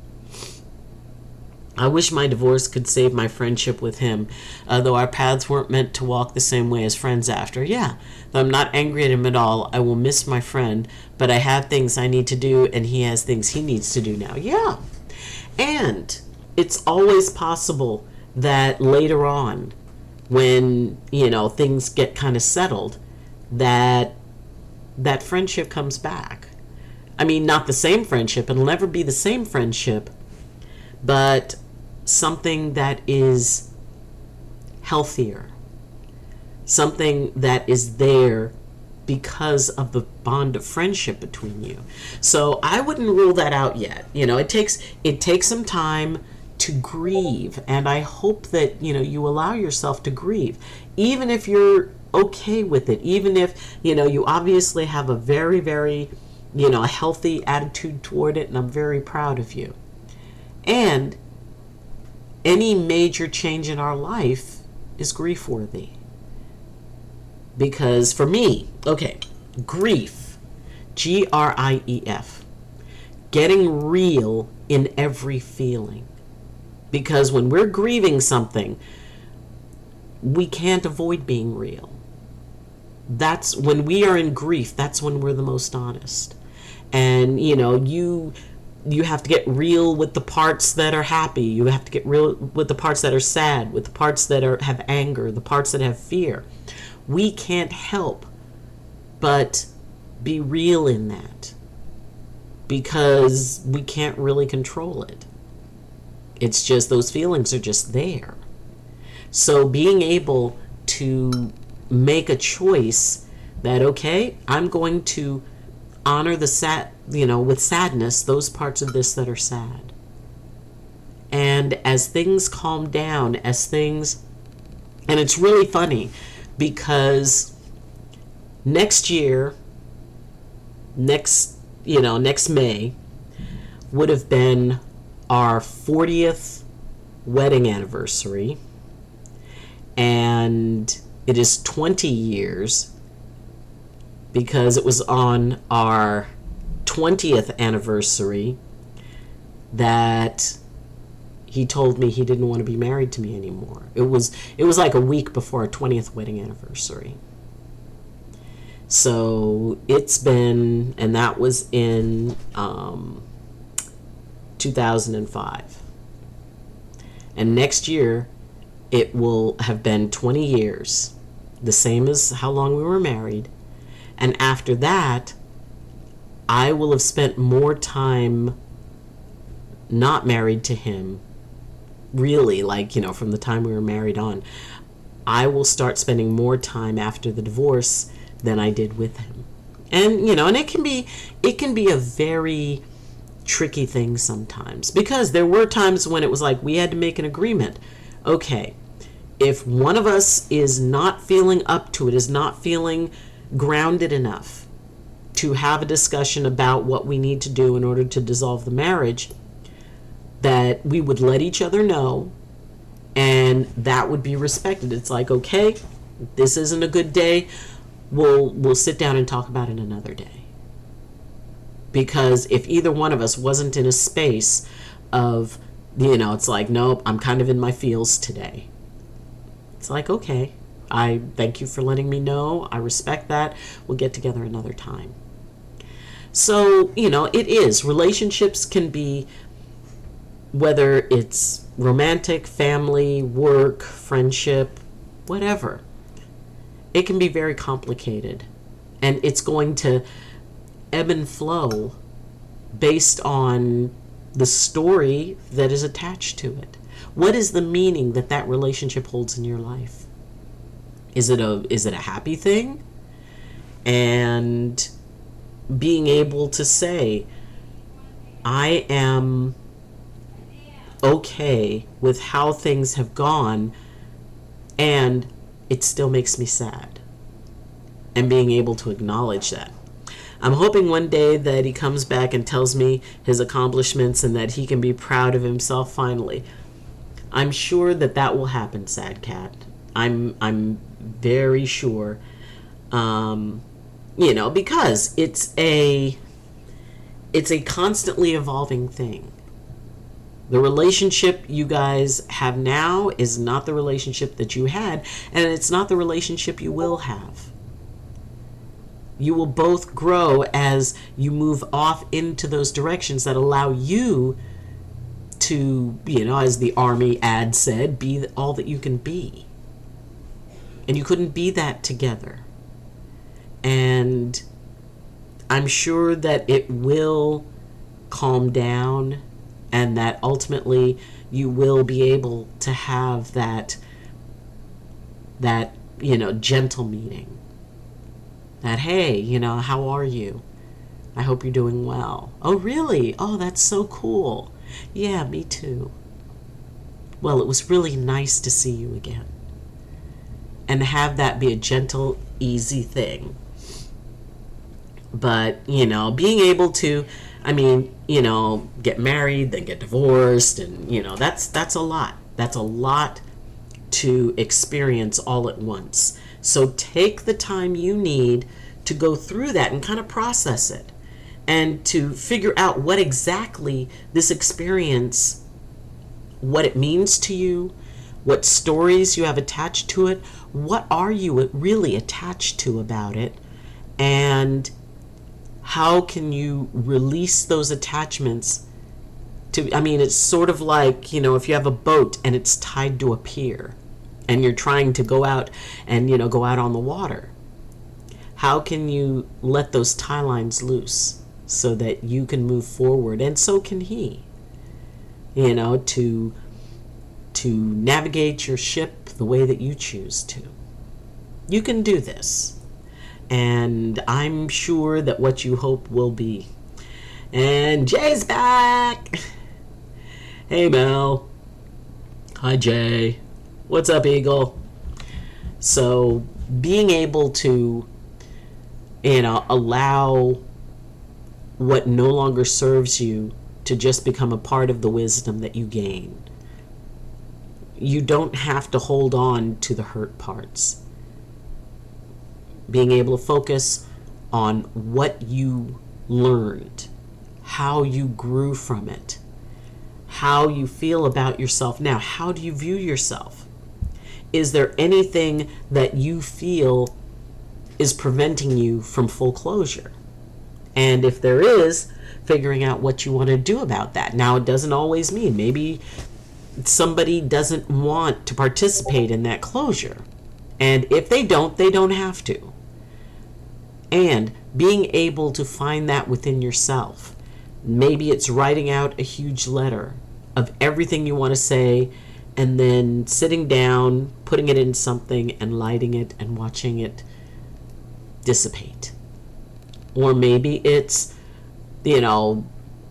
having, writing it down, putting it in an envelope, and one day, sometime in the future, you give that envelope to someone and say, you know what, I just wanted to let you know. But, and if the person doesn't want to take the envelope, it's like, okay, then you just keep it and put it away, maybe put it inside a book. But it can also serve to let you know how far you've come. When we talk about, or if we write down how we're feeling in a moment, and, even when we still have that attachment, and then we put it somewhere and, you find it 20 years down the line, and you look at it and go, wow, I have come so far from that moment. And you can do that. Sometimes you have to know that a ship can never really love an anchor. True that, Dr. Haiku. Half the time I know I've learned something, but I don't know what it is. Don't worry about it. Don't worry about it. Because at the time that it's important for you to realize what you learned, that's the moment that you need it. There's a lot of times when, and it's like, well, I know I learned something, but I have no earthly idea what it is. Well, that's based on the mindset you have now. Sometimes we need time to pass and look at something in hindsight and you go, oh, I get it now. I understand what I learned, because in that moment or during that time, you don't have the ability to be that objective. You can't look at the big picture because you're still emotionally attached to it. But given some time, it's amazing how all of a sudden things start to make sense in hindsight. Let's see. I'm truly grateful for the lessons. I have my grief, though. I'm going to move forward with feeling the grief and the happiness of things I'm going to accomplish here soon. Exactly. Exactly, my dear. Because that is growth. It's evolving. It is transforming. It is our ability to become more. It's like I was saying, when you wake up in the morning, you are at the height of your development. You are the most evolved you that exists. And when you put your head on that pillow at night, you are even more evolved based on whatever happened during that day. So, it sometimes it can be very, very, very tough. And I love that you are balancing feeling the grief, because even if it's something we agree with, it's a big change in our life, and grief is a very reasonable response to that. Then balancing that with, well, here's what I have ahead of me. Here are the possibilities. The way I put it is, I go, no matter how bad things are in that moment, I will think to myself, you know what? By this time next year, I'm not going to be worried about that. By this time next year, I'm not even going to be thinking about that, because I'm going to have all kinds of other things that I'm going to be learning and growing through. By this time next year, this moment that I didn't even know how I would get through is going to be a memory, because I will have gotten through it. And that's like the most important thing.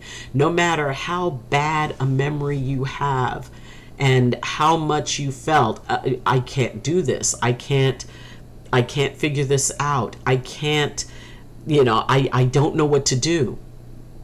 Every single one of those moments is now a memory. And why?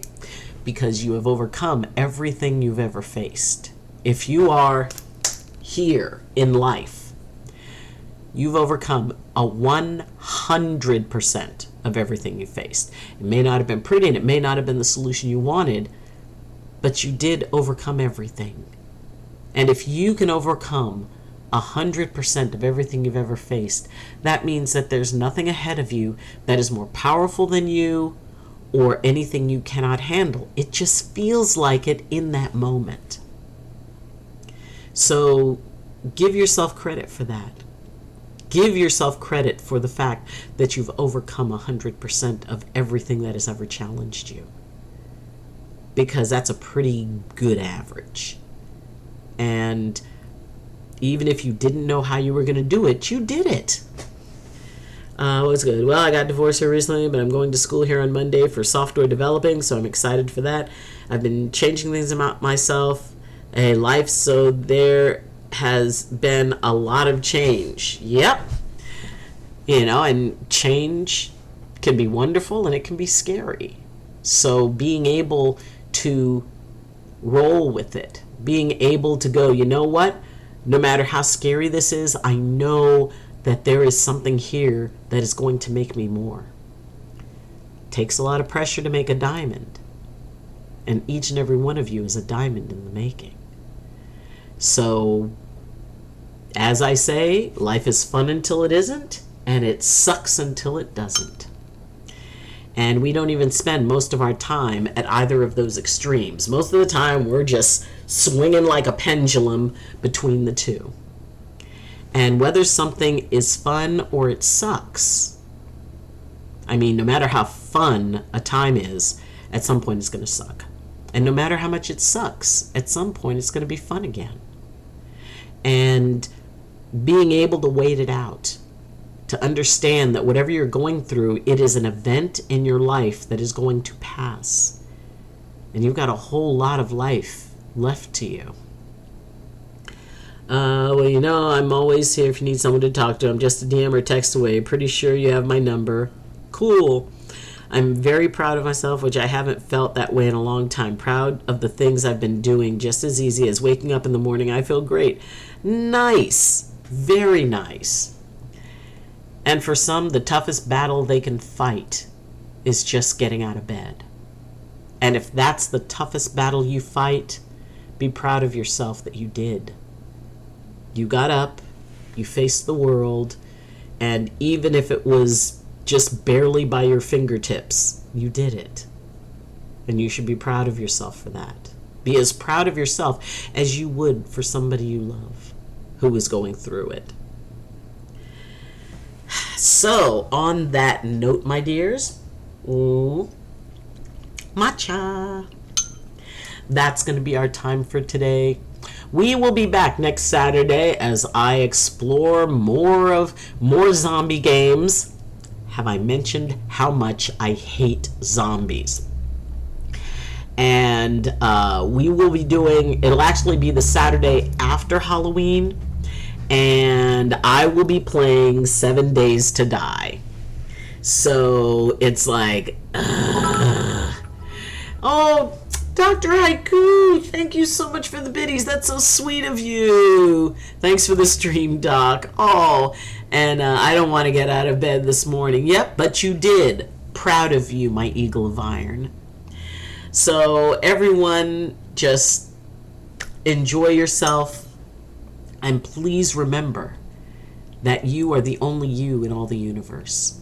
You're the only you that's ever been and the only you that will ever be.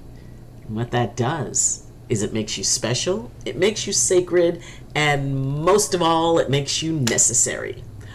Because as the only you in all of the universe would not be the same or complete without you. And I mean, I was listening to a YouTuber saying that, the internet has become such an angry and mean place. And I mean, it holds both light and shadow. But that's okay, because we all still have choice. We can choose what feels right for us, and if that choice doesn't get us what we want, we can choose something else. So everyone have an amazing morning, afternoon, evening, or night. May you walk gently with the world. May the world walk gently with you. And as always, I wish you balance and I wish you blessings from my heart to yours. So have a good day. Learn something new. I'm proud of you. And I love you. Alrighty, the love train is pulling out of the station. It will be back next week. And being someone who drives a school bus, if we end up with days off, we've got a bunch of holidays coming up, so I will be streaming during the week on those times. But until then, we all just do the best we can, because your best is good enough. And until we meet again, bye. Woo! Woo!